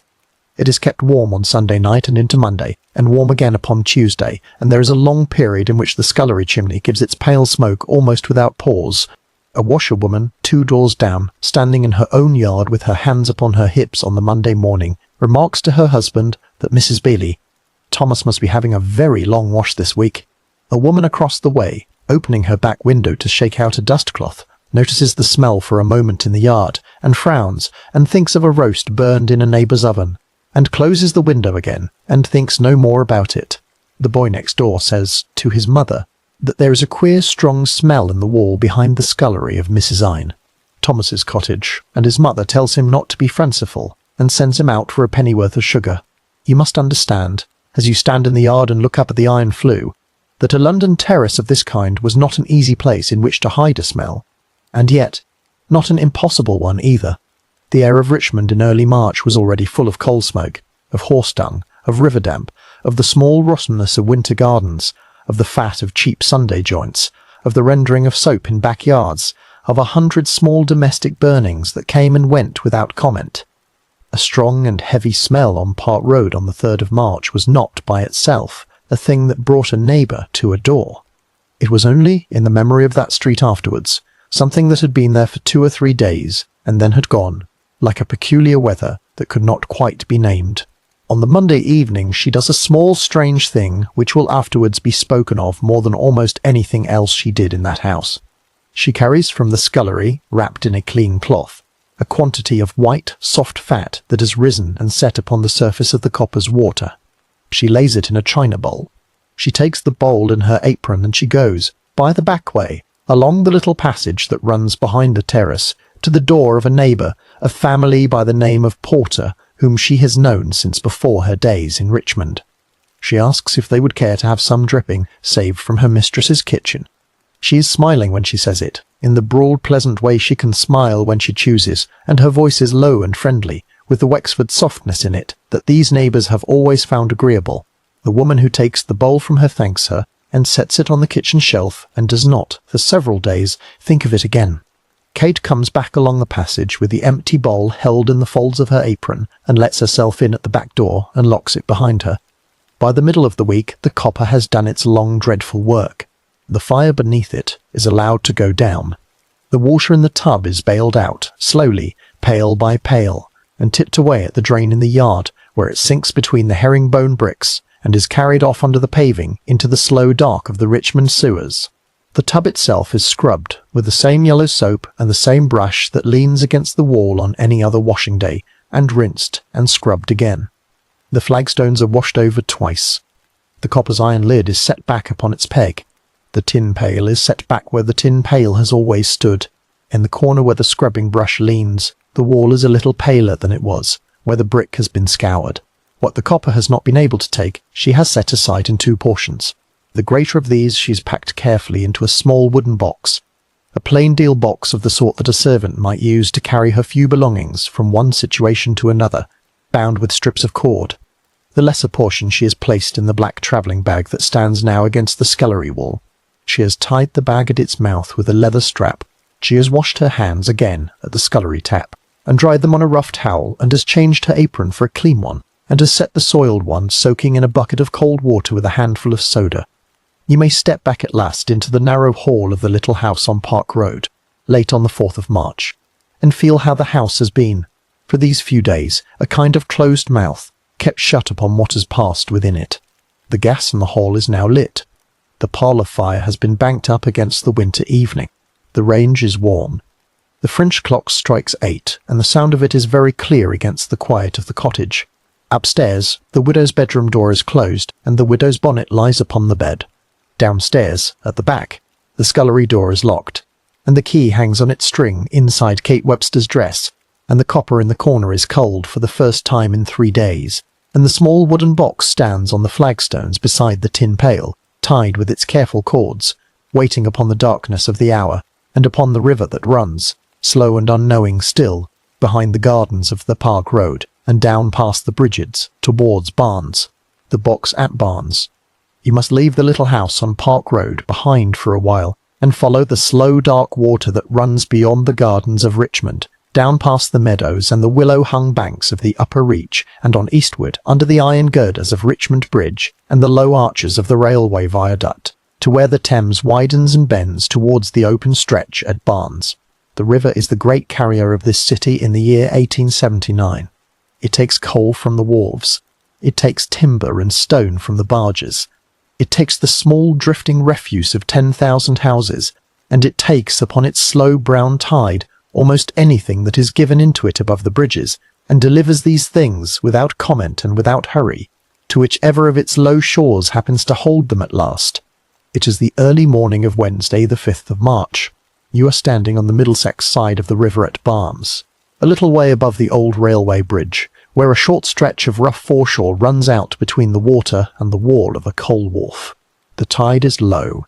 It has been falling since the small hours, and now, a little before 7 o'clock, it has uncovered a broad shelf of dark mud scattered with the small battered things that every low tide here uncovers. A broken clay pipe, a length of frayed rope, a pale fragment of china plate, a worn leather shoe half buried in the silt, and further out, the long pale ribs of an old barge timber. A thin mist stands over the water, not thick enough to hide the far bank, but enough to soften the outlines of the houses and the trees along the Surrey shore, and to make the gulls above the river show as pale grey marks rather than as birds.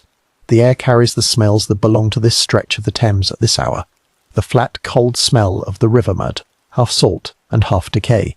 The coal dust that has drifted along the wharf from yesterday's unloading and settled upon the stones. The wet rope of the barges moored against the wall. The tarred timbers of a small boathouse further down. The small, damp smell of a winter that has not yet let go. That the birds along the osiers on the Surrey side are already beginning, in their thin way, to try out a different music. Along the top of the wharf a man is walking. His name is Henry Wheatley, and he is a coal porter, and the work of his morning has brought him down from his lodgings to the shawl before the first barges come in. He is dressed in a short coat of dark stuff, with a knotted kerchief at his throat, and a cap pulled low against the damp. He has a pipe in one hand, and a small lantern swinging unlit from the other, and he walks with the easy, slightly rolling step of a man who has walked this particular stretch of foreshore on many mornings of his working life. He is looking at nothing in particular. He is thinking, perhaps, of the day's work, of a horse that needs shoeing, of a small bill at a nearby beer shop, of the bread and bacon he has left in his pocket for his dinner. He sees it first from the edge of the wharf. A pale shape down on the foreshore, lodged against a balk of old timber and held there by the slow settling of the tide. From this height it looks, at first, like a piece of packing case tumbled off a barge, or a crate left behind by some carelessness of last night's work. He watches it for a moment without particular interest, and then, because it is a little more square and more neatly made than the usual refuse of the river, he steps down the short iron ladder that drops from the wharf to the shore and walks across the mud towards it with his boot sinking a little at each step. It is a small wooden box. It stands perhaps 1.5 feet high, and rather more than that in length, and is built of plain deal boards painted with a thin coat of light paint that has soaked and darkened in the water. Its lid is fastened with 2 short strips of cord, one at each end, and with a longer piece tied lengthwise across the top, the knot swollen by the river. One of its corners is a little broken, as though it has struck against a pier or a pile of stones in the course of its drifting. Along one side a dark stain has worked its way out through the paint, a stain that the water has not quite been able to wash away, and the wood around that stain is soft and pulpy to the touch. Wheatley sets down his lantern upon the timber. He bends to the box. He lifts it, and it is heavier than a box of its size has any right to be, a weight that surprises his arms and draws from him a small grunt of effort. He sets it down again on the mud. He stands looking at it for some time. You may stand a little behind him upon the cold foreshore, with the gulls crying out over the low water, and the first of the river traffic beginning, far off, to move on the Fulham side.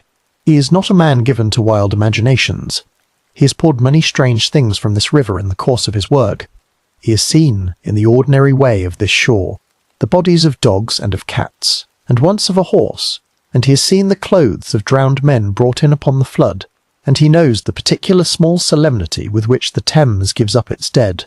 But he has never, before this morning, seen a box of this make tied with its cords against the tide, and he has never felt through a wooden lid that slight, wrong, shifting weight that the box now yields under his hand. He lifts one corner of it again. Something within the box moves heavily against the boards, as a weight of meat might move in a butcher's basket. He sets it down, and he straightens, and he wipes the palm of his hand, slowly, against the front of his coat. There is a little of the practice of the shore in what he does next. He does not open the box. He does not cut the cords. A man of this calling knows, without having to be told, that certain things, when found along this river, are not for his own hand to uncover, but are for the police, and for the surgeon, and for the coroner. He picks up the box by its cord and carries it, with some difficulty, across the mud to the foot of the ladder, and sets it down, and climbs back up to the wharf, and stands for a moment looking down at it. Then he walks, at a quicker pace than he walked before, along the wharf towards the public house at the corner, where a sergeant of the Barnes Constabulary is known to take his breakfast of a morning. You may sit, for the short time that follows, upon the low wall of the wharf. The tide is still falling. The gulls are thicker now over the shore. The mist is beginning very slowly to thin. A milk cart comes along the road above, its horse shod in new iron, the sound of the hoofs sharp in the cold. From the far shore at Hammersmith, the first long, deep note of a tug's whistle rolls across the water and is answered by the nearer note of a collier coming up on the ebb. The smell of coal and of tar and of the river mud has not changed. The small box, with its sodden cords and its dark stain in the wood, sits at the foot of the ladder as though it had been set down there by someone who meant to come back for it and has been delayed. When the police come, they come quietly. A sergeant and a constable, both in dark blue, with the high collars and the short capes of the metropolitan force that serves this reach of the river. They speak for a moment with Wheatley. They look down at the box. The sergeant, a man of middle years, bends and lays his hand upon the lid and lifts one corner of it himself and sets it down again with the same slow care that Wheatley used. He says something very low to the constable. The constable goes off at a smart pace up the road towards the cab stand. Within half an hour a four-wheeled cab has come down, and the box has been carried to it, wrapped first in a piece of sacking fetched from a nearby bargeman, and sat upon the floor of the cab between the sergeant's boots, and the cab is driven off at a slow pace along the Barnes Road, towards the mortuary that serves the parish. You are not required to go inside that mortuary. It is enough to know that the box is carried into a small, whitewashed outhouse at the back of a larger building, that the cords are cut, that the lid is lifted in the presence of 2 police officers and a local surgeon of good standing named Dr. Rader. James Adams, and that what is found within is what they have already half-guessed from the weight and from the stain. It is human. It is the trunk of a human body, without head and without one of the feet, wrapped in a piece of coarse linen and bearing the marks of having been subjected, in the days before its committal to the river, to an ordeal of fire and of water that has altered it in ways the surgeon in his later evidence will describe without raising his voice. The smell that comes out of the box when the lid is lifted is not the smell of a drowning. It is the smell, long familiar to the back kitchens of the period, of something that has been boiled very thoroughly and for a very long time. You must let the prose move past this quickly. The horror of the moment is real, but it is a horror of the kind that the 19th century surgeon kept at a careful distance with Latin words and measured phrases, and the 19th century newspaper kept at a careful distance with its closed columns of small type, and the 19th century public, reading those columns over its morning tea, kept at a careful distance with a small shake of the head and a quick turning of the page. The box is closed again. The surgeon writes out a short preliminary note. The police officers step back into the yard. The mortuary door is locked. The word goes out through the slow, careful channels of the London police that a box containing the remains of a woman has been found upon the foreshore at Barnes, and that the coroner will sit upon the matter before the week is out. In the afternoon, when the inquest first opens in a small upstairs room above the Barnes coroner's office, the evidence laid out before the jury is thin in everything but its bare physical fact. The box, its cords, its place of finding, its weight, the contents within it, described in a short, dry paragraph that the foreman reads twice before he can follow the meaning of it. The surgeon's early opinion. The police inspector's statement that no person answering to the approximate age and build of the body has as yet been reported missing in any of the surrounding parishes. The jury, sober men of Barnes and Mortlake in their Sunday coats, listen with grave faces. They do not know yet what to make of it. No name is attached to the box. No letter or document has been found within it. No mark has been set upon the wood. The coroner, after a short consultation, adjourns the inquest for further inquiries, and the men in the small upstairs room rise in their slow way and go out and blink in the thin afternoon light upon the pavement outside. By the evening the news of the box has begun to move through the newspapers of the city. You may see it in the late editions of the evening papers, set in a column inside the front page, under a small heading that speaks of a dreadful discovery at Barnes. The first notices are brief, for there is little as yet to say. The box, the foreshore, the state of the body, the absence of the head, the small conjecture that, since the tide on the previous night had been running up from the sea, the box may have been committed to the water somewhat higher up the river, perhaps above Hammersmith, perhaps even as high as Richmond, and carried back down in the later ebb. The readers of these small notices, sitting by their parlour fires that evening, shake their heads and fold their papers and speak, if they speak, in low voices, and the news passes along the suburban terraces of West London that night in 100 small kitchens and parlours without yet touching, in any particular way, the small terrace of Mayfield cottages on Park Road. You may come back at the last to the foreshore at Barnes in the dusk of that 5th of March. The tide has turned. The brown water is reaching slowly back up the shelf of mud, covering, one by one, the marks of the morning's work. The timber against which the box had lodged is already half awash. The place where it had lain is a faintly darker patch upon the wet silt, and even that will be gone by the high water of the night. A single gull stands upon the post where Weekly left his lantern. The lamps along the Barnes embankment are being lit, one after another, pale and cold against the deepening evening, and behind them the small lighted windows of the houses are coming up in their familiar rows. Up the river, far away and unseen beyond the Long Bend, Richmond is already in its own blue dusk. The gas lamps round the High Street will be lit a little later.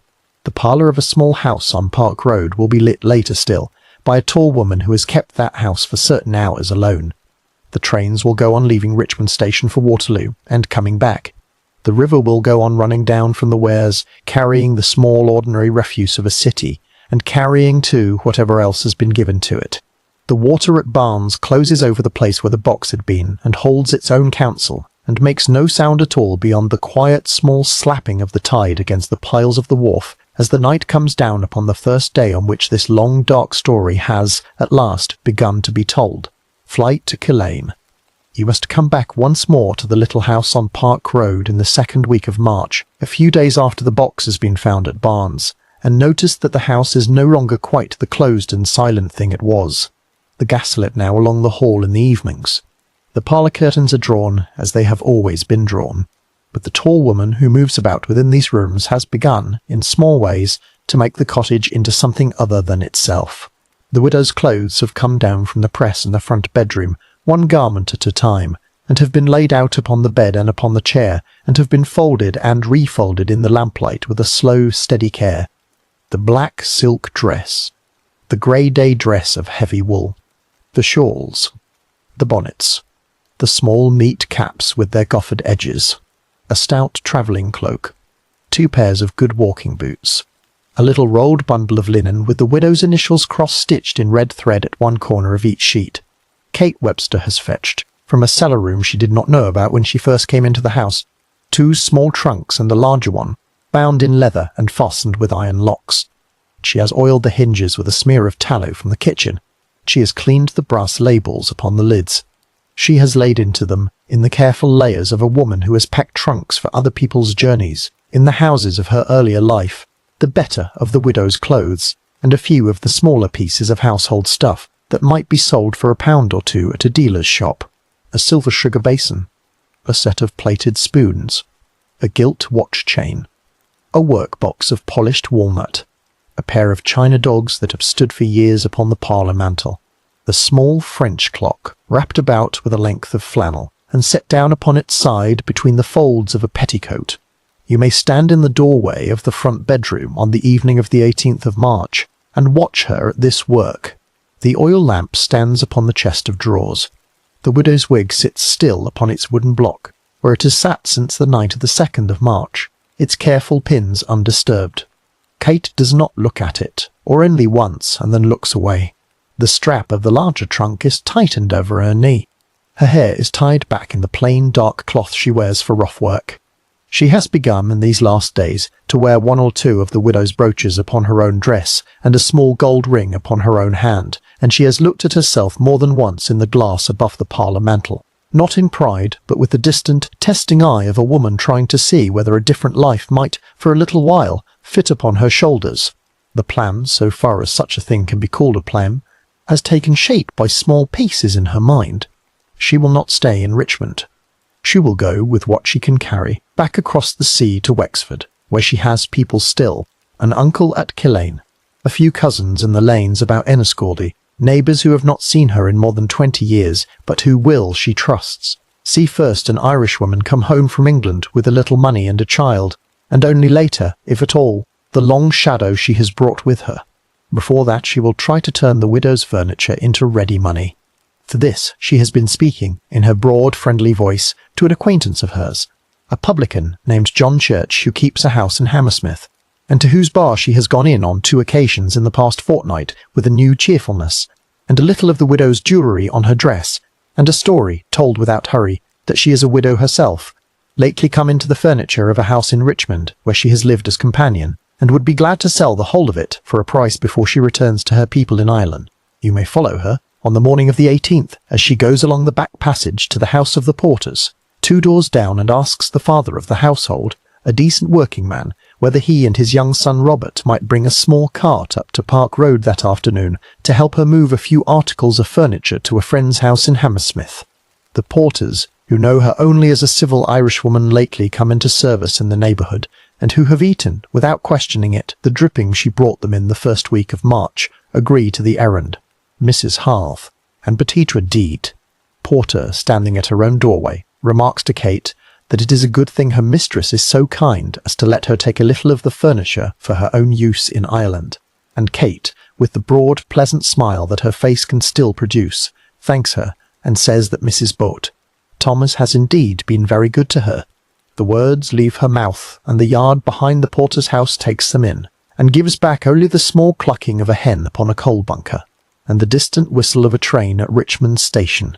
By 4 o'clock in the afternoon, a small wooden cart stands at the curb in front of Mayfield cottages, with a patient brown horse in its shafts, and young Robert Porter at the horse's head, and John Church beside it in his shirt-sleeves with a clay pipe in his hand. You may watch the 3 of them go in and out at the narrow front door of the widow's cottage through the long hour that follows. The horsehair sofa is carried out, tilted on its end, and lifted into the cart. 2 of the matching chairs are carried out after it. The round table with its lace cloth is brought out bare and set upon the boards of the cart on its side. The writing desk follows. The gilt-framed print comes out wrapped in a piece of old sheeting. The small deal kitchen table is brought out, and the little japanned breakfast tray, and the polished steel fender from the parlour grate. The trunks, with their quiet weight of the widow's clothes and their carefully packed silver and china, are set upon the cart last of all, with a sacking laid over them against the dust. You must understand, as the cart stands there in the thin March sunshine, that this is the moment at which the house on Park Road at last becomes visible again, from the outside to the terrace about it. A small removal on a winter afternoon is not in itself a strange thing in Richmond. Furniture is moved up and down these streets all the time.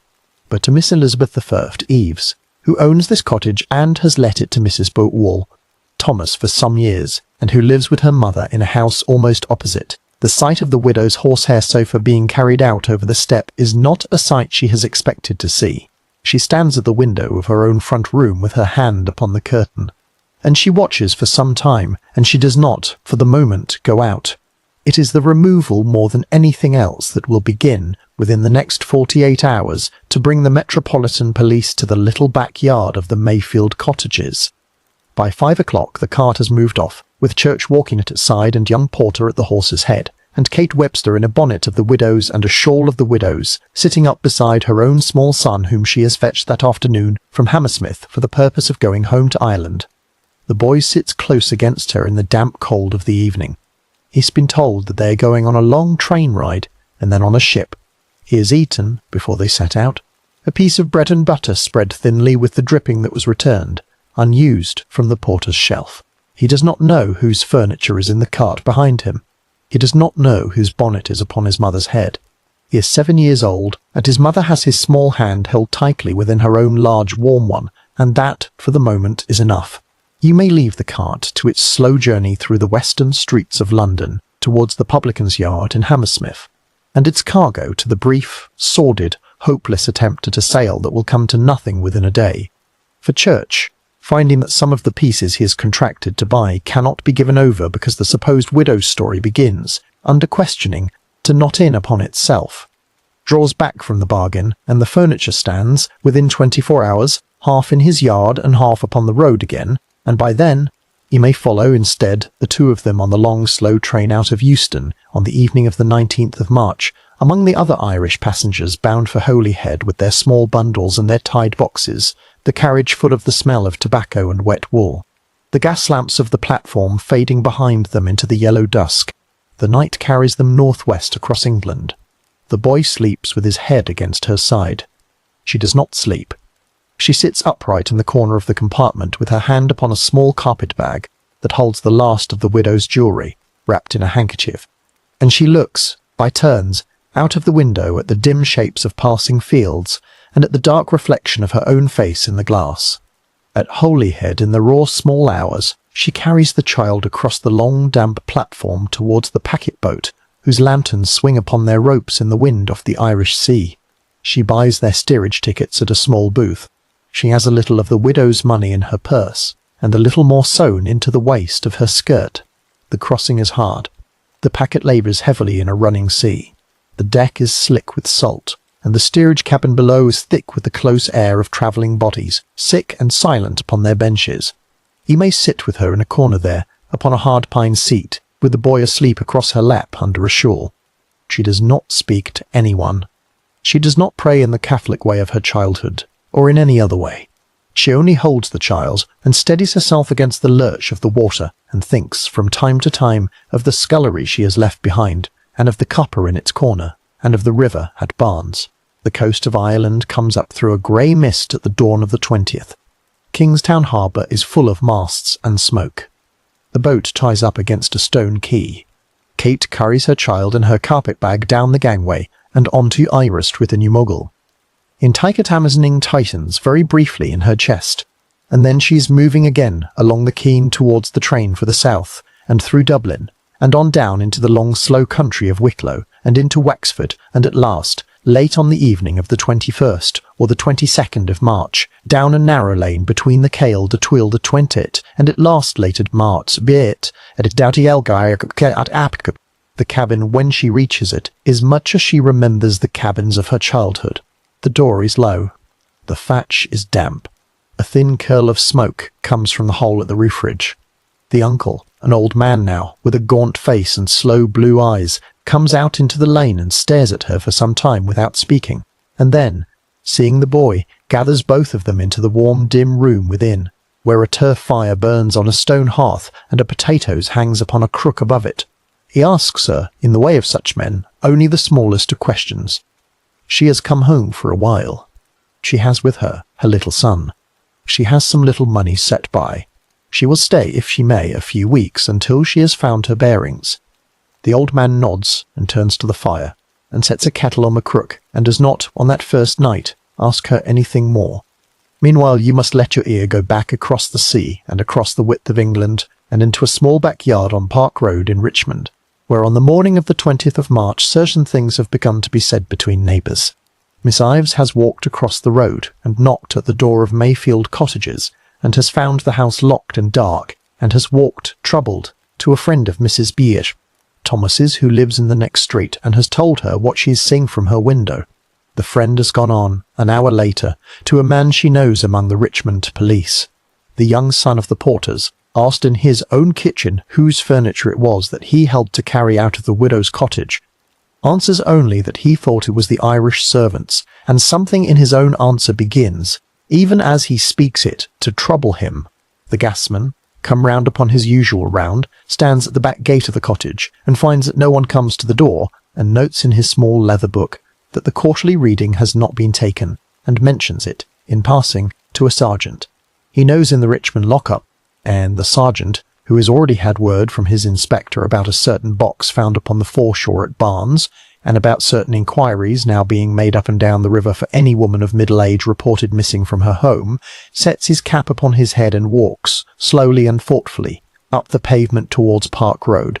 You may leave him to his walking, for he will not reach the front door of the widow's cottage until later in the week, and leave Kate Webster also, for the moment, to the small safety of her uncle's cabin in Killan, where the boy is already asleep upon a settle by the fire, and the old man is bending to the turf with a blackened poker, and the wind is moving softly along the thatch of the roof. The night is deep in Wexford. The night is deep in Richmond too. Between the two of them, the sea runs on, slow and unknowing still, and the small, slow wheels of the English police, having been set at last in motion, turn in their patient way towards the question of who, exactly, the tall woman at the bottom of this long, dark story might be. The Old Bailey.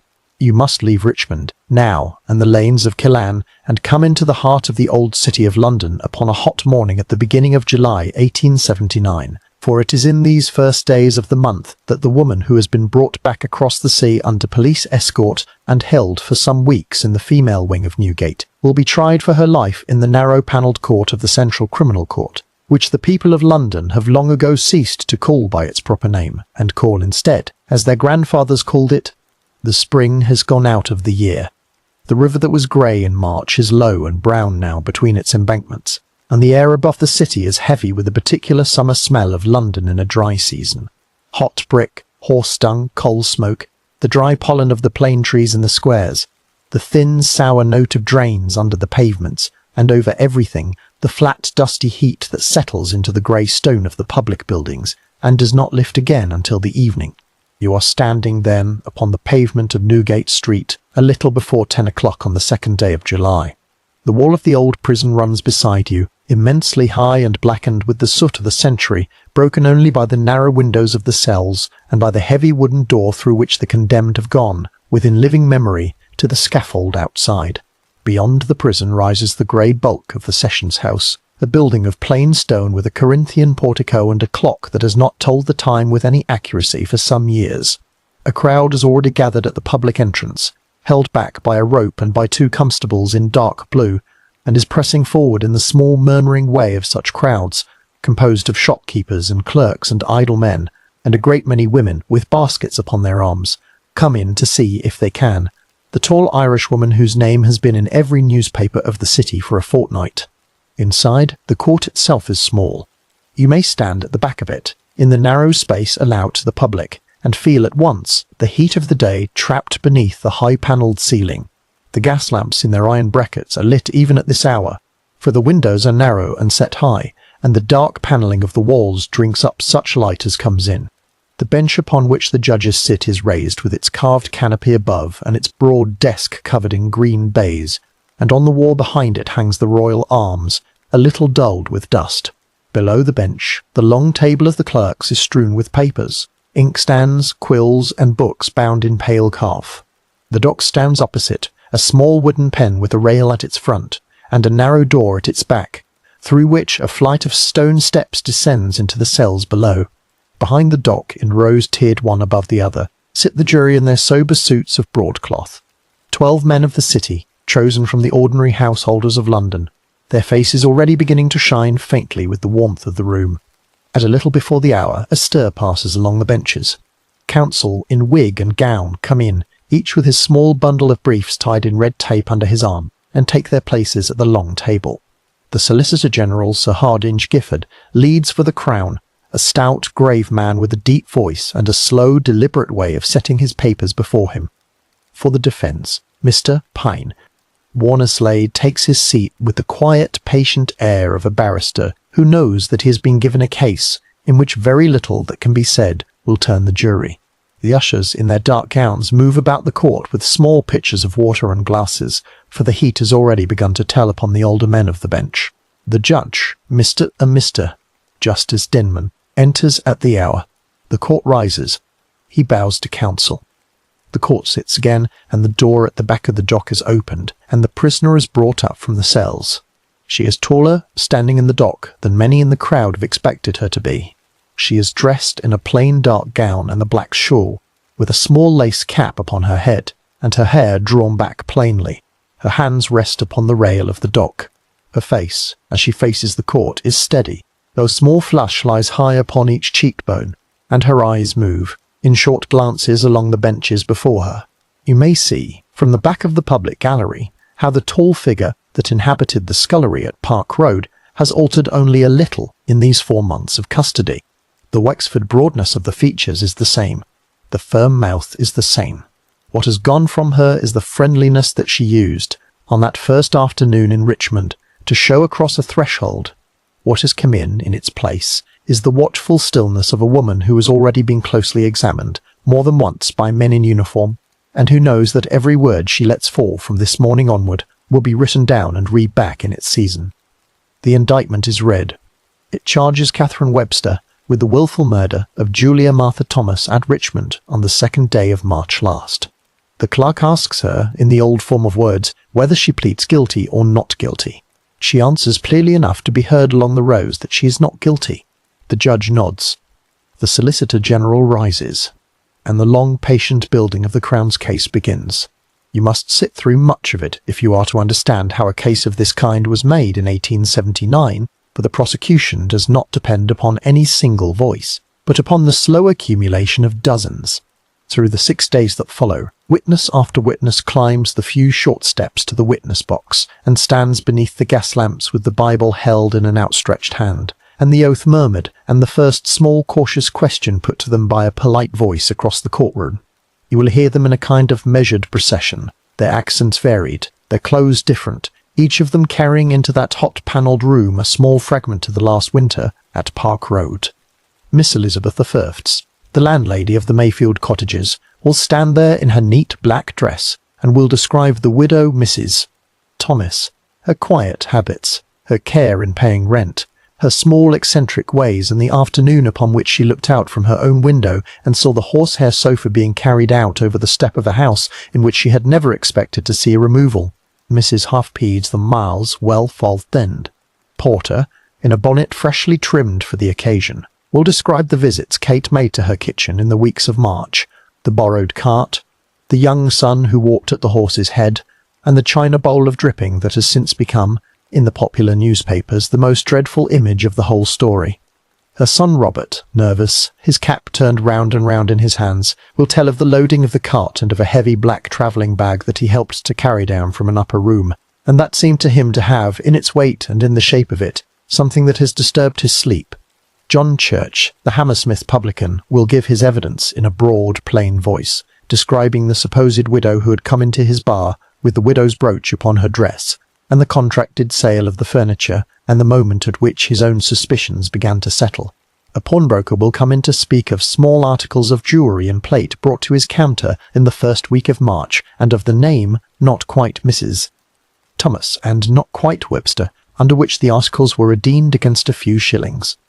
The gasman, in his stout boots, will speak of the quarterly reading that could not be taken, and of the odd stillness of the house upon the mornings he called. A washerwoman from 2 doors down the terrace will speak of the long smoke of the scullery chimney through that first week of March, and of the smell that she noticed, only for a moment, in her own backyard upon a Monday morning. Inspector John Dowdall of the Metropolitan Police will describe the search of the cottage on Park Road, the stain upon the treads of the stair that a strong soap and a stiff brush had not wholly taken out, the marks upon the landing, the trunks, the ashes in the firebox of the copper, the iron hatchet found behind a drawer in the kitchen, and the small handle of a knife found in the scullery grate. Dr. Bautalte Tukanen, Thomas Bond, the surgeon who was called upon to examine the remains sent up from Barnes, will stand very still in the witness box in his grey frock coat, and will give his evidence in a flat, careful voice, using the Latin terms that belong to the morgue, and avoiding, as far as he can, the words that would set the jury's hands shaking at their cups. The Crown will call, in due course, the Irish constables who travelled to Killan and walked the last of a narrow lane between hedges to an uncle's cabin, and who asked there, with a civility that did not soften what they had come for, after a tall Irishwoman lately come home from England, with a small boy and 3 trunks of English clothes.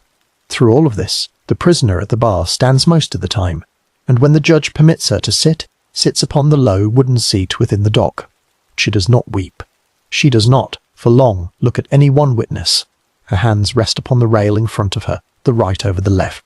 Her face, in the warm light of the gas lamps and of the dust-filled sun that slants at midday through the high windows, shows the small weariness of long attention. She listens as each of her former neighbours, her former employers, her former acquaintances, is brought in and set upon oath, and she does not, by any movement of her features, give to the jury the comfort of a clear expression of guilt or innocence. Her counsel, Mr. Slay, does what a conscientious man may do with a brief of this sort. He cross-examines carefully where he can, probing the memories of the neighbours, the exactness of the pawnbroker's recollection, the small gaps in the police account of the yard and of the cellar. He puts it to the surgeon that the condition of the remains could not, on the medical evidence alone, identify any particular person beyond the most general description of age and build. He draws attention, where he can, to the absence of the head, which has not been found and will not be found in any year during his own lifetime. He reminds the jury, with a proper care, of the burden upon the Crown to prove beyond reasonable doubt that the prisoner at the bar is the person who took away the life of Julia Martha Thomas. His face as he speaks is grave. His voice is quiet. He does not, at any point, pretend to more than his instructions allow. On the 5th day of the trial, the prisoner herself is permitted to make a statement from the dock, in the form that was then allowed to persons in her position. She speaks for some length. She says that she is a poor woman, wrongfully accused, that she had nothing against her mistress, that the rough work done in the house after the 2nd of March was done upon the instructions of others, that John Church and a man named Strong were the true authors of the business, that she had been drawn into it against her will. The statement is at once a confession and a denial, and it contradicts in several places the earlier accounts that she has given, at different times and to different officers, in the months since her arrest. You may see, as she speaks, how the faces of the jury settle. Some of them are looking down at the floor. One is watching her hands. One, an older man with a short white beard, has closed his eyes for a moment, though he is not asleep. The summing up, on the 6th day, is the long and patient work of Mr. Rattler, Justice Denman. He takes the jury through the whole of the evidence in the orderly way that the law of that time required, paragraph by paragraph, witness by witness. He reminds them more than once that the prisoner is to be presumed innocent until the Crown has proved its case. He reminds them of the small points upon which the defence has fastened. He reminds them, then, of the great mass of the evidence: the furniture, the clothes, the pawned jewellery, the cart, the travelling bag, the stain upon the stair, the copper in the scullery, the dripping carried to a neighbour's house, the long smoke of the chimney over a week that was not a washing week. He reminds them that in a case where direct proof is not available, the law allows them to draw reasonable inferences from facts proved in evidence, provided those inferences are the only reasonable ones consistent with those facts. He speaks at the last of their solemn duty, and sits. The court is very still. The jury retires at about 4:15 in the afternoon. The heat in the room has, if anything, deepened.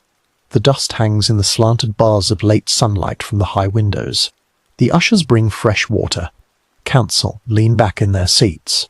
The prisoner in the dock stands with her hands still resting upon the rail, her face now slightly lowered. You may sit with her, in a manner of speaking, through that hour of waiting, for an hour is all the jury will take. The low murmur of the public benches rises and falls. A clerk sharpens a quill. Somewhere outside, far beyond the heavy doors of the court, a bell of a neighbouring church strikes the half-hour, and then, after what seems a very long interval, the 3/4. The jury returns a little after 5. The foreman, a respectable man in a grey coat, rises when the judge asks if they are agreed upon their verdict. They are agreed. The clerk puts the formal question. The foreman answers, in a voice that is heard to the back of the gallery, that they find the prisoner guilty of the wilful murder of Julia Martha Thomas. A small sound, neither a gasp nor a word, moves along the public benches. The judge asks the prisoner whether she has anything to say why sentence of death should not be passed upon her. She answers that she is not guilty as charged, and that she claims the benefit of being with child. The court is cleared for the attendance of a jury of matrons to examine her upon that point, and they return a short time later with the finding that she is not. The judge then draws over his wig the small square of black cloth that belongs to the office of pronouncing sentence of death, and, in the old formal words that have been used in this court for a very long time, sentences her to be hanged by the neck until she is dead, and her body to be buried within the precincts of the prison in which she shall last be confined. You may step out at last, in the slow press of the crowd, into the heat of Newgate Street in the long July evening. The crowd is quiet. The gas lamps along the pavement are being lit. The high wall of the prison runs beside you, soot-blackened and indifferent, and behind its small barred windows, unseen, the tall Irishwoman has already been taken down the stone stairs from the dock and across the narrow passage that connects the court to the cells. The river far off at its bridges is going about the slow business of its evening tide. The dust of the day lies thick along the pavements. Somewhere in the hot summer air of the city, a single bell of a parish church begins, in its own time, to strike the hour of 6, and the small crowd that has listened inside the panelled court through the long afternoon of the verdict moves off, almost without speaking, into the mouths of the side streets and leaves the old prison to its own silence. Wandsworth and the long silence. You must come back once more across the river, from the soot-blackened wall of Newgate and the heat of the July streets, to a quieter corner of south-west London, to the broad brick mass of the Surrey House of Correction at Wandsworth, which rises from its open ground between the river and the common, like a small grim town of its own. The prison is not new. It has stood upon this ground for more than 1/4 of a century, built in the long fashion of the Pentonville plan, with its radiating wings and its central hall and its high boundary wall, and it has received, through the years of Kate Webster's own wandering, many hundreds of women of her sort into its female division. She has been here before, in the days of her earlier sentences, and the tall walls and the whitewashed corridors and the hiss of the gas lamps in their iron brackets are not strange to her. It is only that, this time, she has been received not into the long routine of oakum and prayer, but into the condemned cell and the short, careful weeks that separate the sentence from its carrying out. You may stand, if you must, at the narrow door of that cell on an afternoon in the middle of July, and see how small a room it is in which the law has placed her. The walls are whitewashed. The floor is of plain, scrubbed boards. There is an iron bedstead against one wall, with a mattress of coarse ticking and a grey blanket folded at its foot. There is a small wooden table beneath the high-barred window, and a stool beside it, and upon the table a Bible, bound in black cloth with a strip of ribbon for its marker. A tin mug stands on the table, and a plate, and a spoon. Nothing else. The gas is lit at dusk by a warder in the corridor outside, and turned down again at the regulated hour. 2 wardresses, women of middle years in dark serge and white caps, are in the cell with her at every hour of the day and of the night, seated upon their own small stools by the door, and their knitting lies in their laps, and they speak, when they speak at all, in the low, even voices that belong to their office. In the weeks that follow the sentence, she has certain visitors: the Catholic chaplain of the prison, a quiet priest with spectacles and a soft Irish voice, comes to her every day and sits upon the second stool by the table and opens his own small book and reads with her in a low, measured tone. He does not press her. He does not ask what she has not chosen to say. He reads, and he prays, and he waits. She listens. Sometimes she weeps briefly in the sudden way of a woman who has held herself very long in one posture and whose body betrays her at last. Sometimes she speaks, in fragments, of her childhood in Wexford, of the lanes about Killan, of the boy now gone back into the care of the parish. Sometimes she gives him, in the course of many afternoons, a longer account than she has given before of what passed upon the stair at Park Road upon the night of the 2nd of March, and of what was done afterwards, and of the names of others whose part, as she tells it, was larger than any court has yet recognized. He writes nothing down in her presence. He listens. He prays with her again at the end of the hour, and rises and lays his hand, for a moment only, upon her shoulder, and goes out. The solicitors who had the conduct of her defence come once or twice, with their neat black bags and their papers tied in red tape, and speak with her about the petition to the Home Secretary that is being prepared upon her behalf. She signs her name upon the paper, in a hand that has grown a little unsteadier than it was. The petition asks for the commutation of her sentence to penal servitude for life. It is presented at the Home Office in the last week of July. It is considered, in the usual careful way, by the officials there and by the Home Secretary, Mr. Horror's house, Richard Asherton Cross, and the answer comes back within a very few days, as such answers came back in the July of 1879, that there is no ground upon which the sentence of the law can properly be set aside. The chaplain brings her this news himself, in the quiet of the late afternoon. She is sitting by the table with the Bible open before her. She does not speak for some time. Then she asks him, in a low voice, whether he will stay with her at the last. He says that he will. You must come, then, to the early hours of Tuesday, the 29th of July, in the close heat of a London summer, when the sky above Wandsworth is still grey with the thinness of the dawn, and the common beyond the prison wall is quiet under a thin mist, and the first carts upon the road to the markets are only just beginning to be heard along the far side of the ground.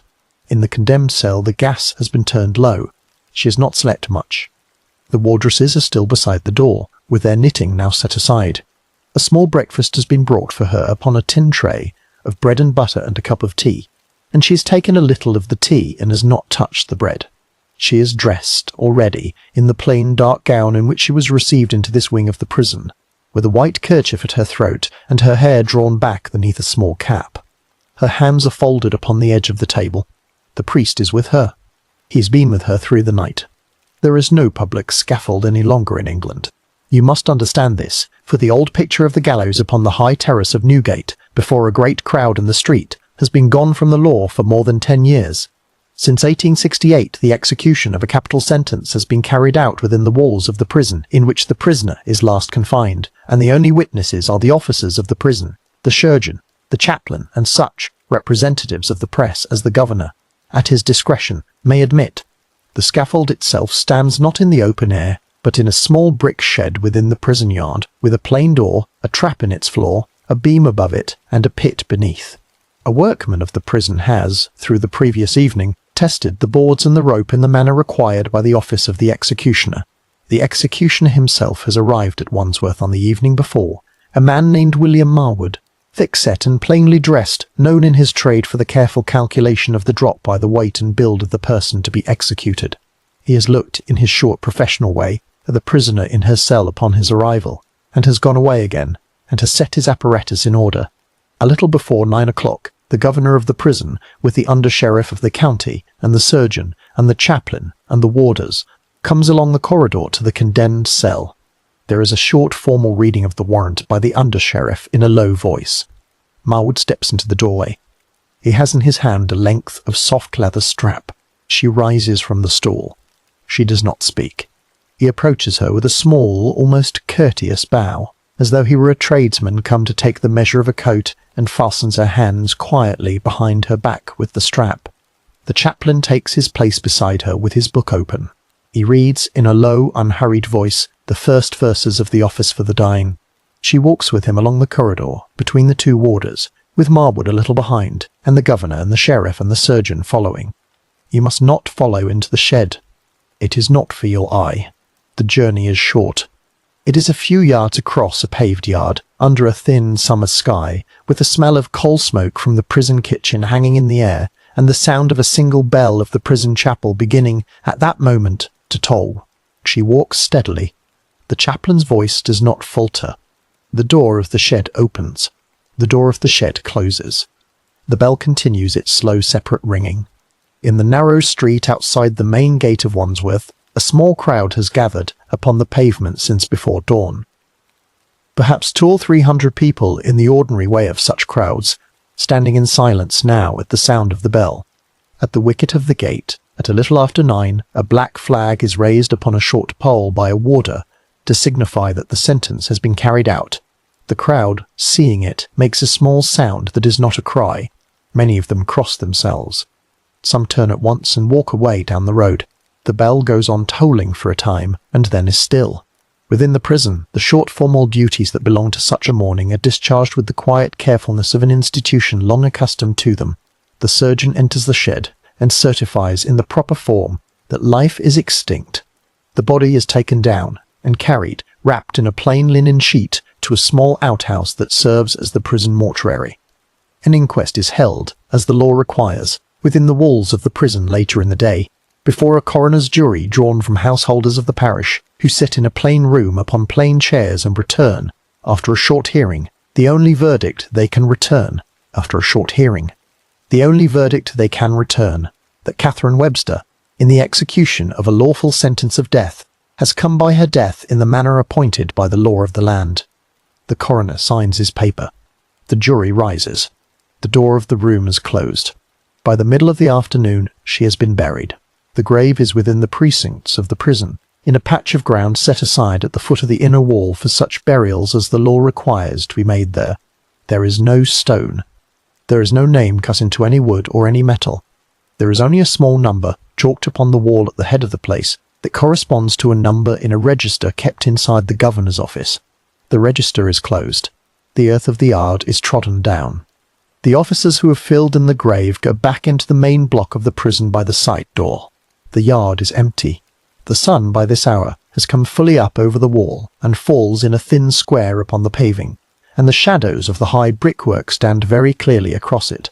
You may step outside the prison now, and walk a little way along the road towards the common, and turn and look back at the long wall and the chimneys and the slate roofs of the wings, and think, if you must think anything, only that all that was ordinary and terrible in this long story has been gathered, at last, inside that wall.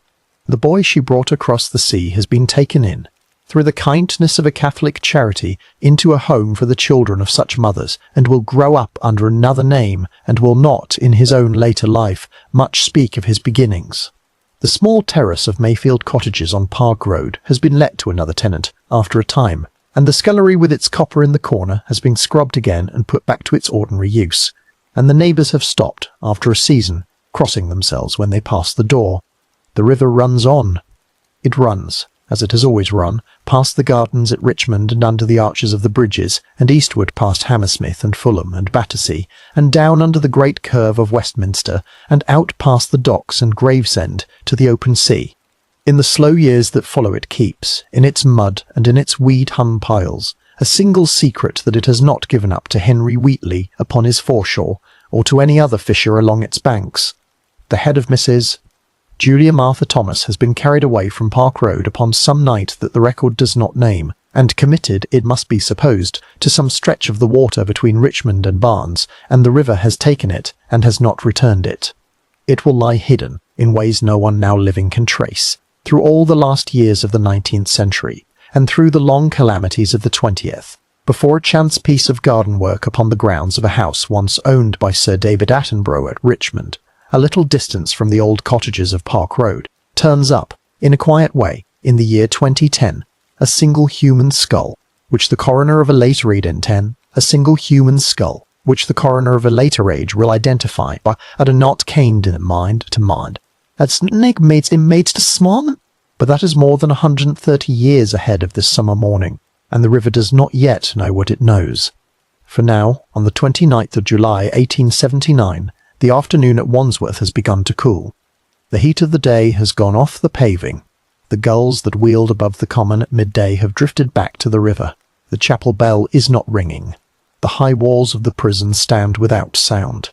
Inside the condemned cell, the small wooden table has been cleared, the Bible closed, the tin mug taken away, the grey blanket folded smooth upon the iron bedstead. The wardresses have gone back to their other duties in the long corridor of the wing. The gas is not burning. A thin square of late sunlight lies across the scrubbed boards of the floor and begins, as you watch, to lengthen and to fade. You may let it fade. You may let the square of light thin upon the boards until it is gone, and the whitewashed walls grow grey with the first of the evening, and the small room settle into the long, quiet keeping of itself. Somewhere above the river, a single bell strikes the hour.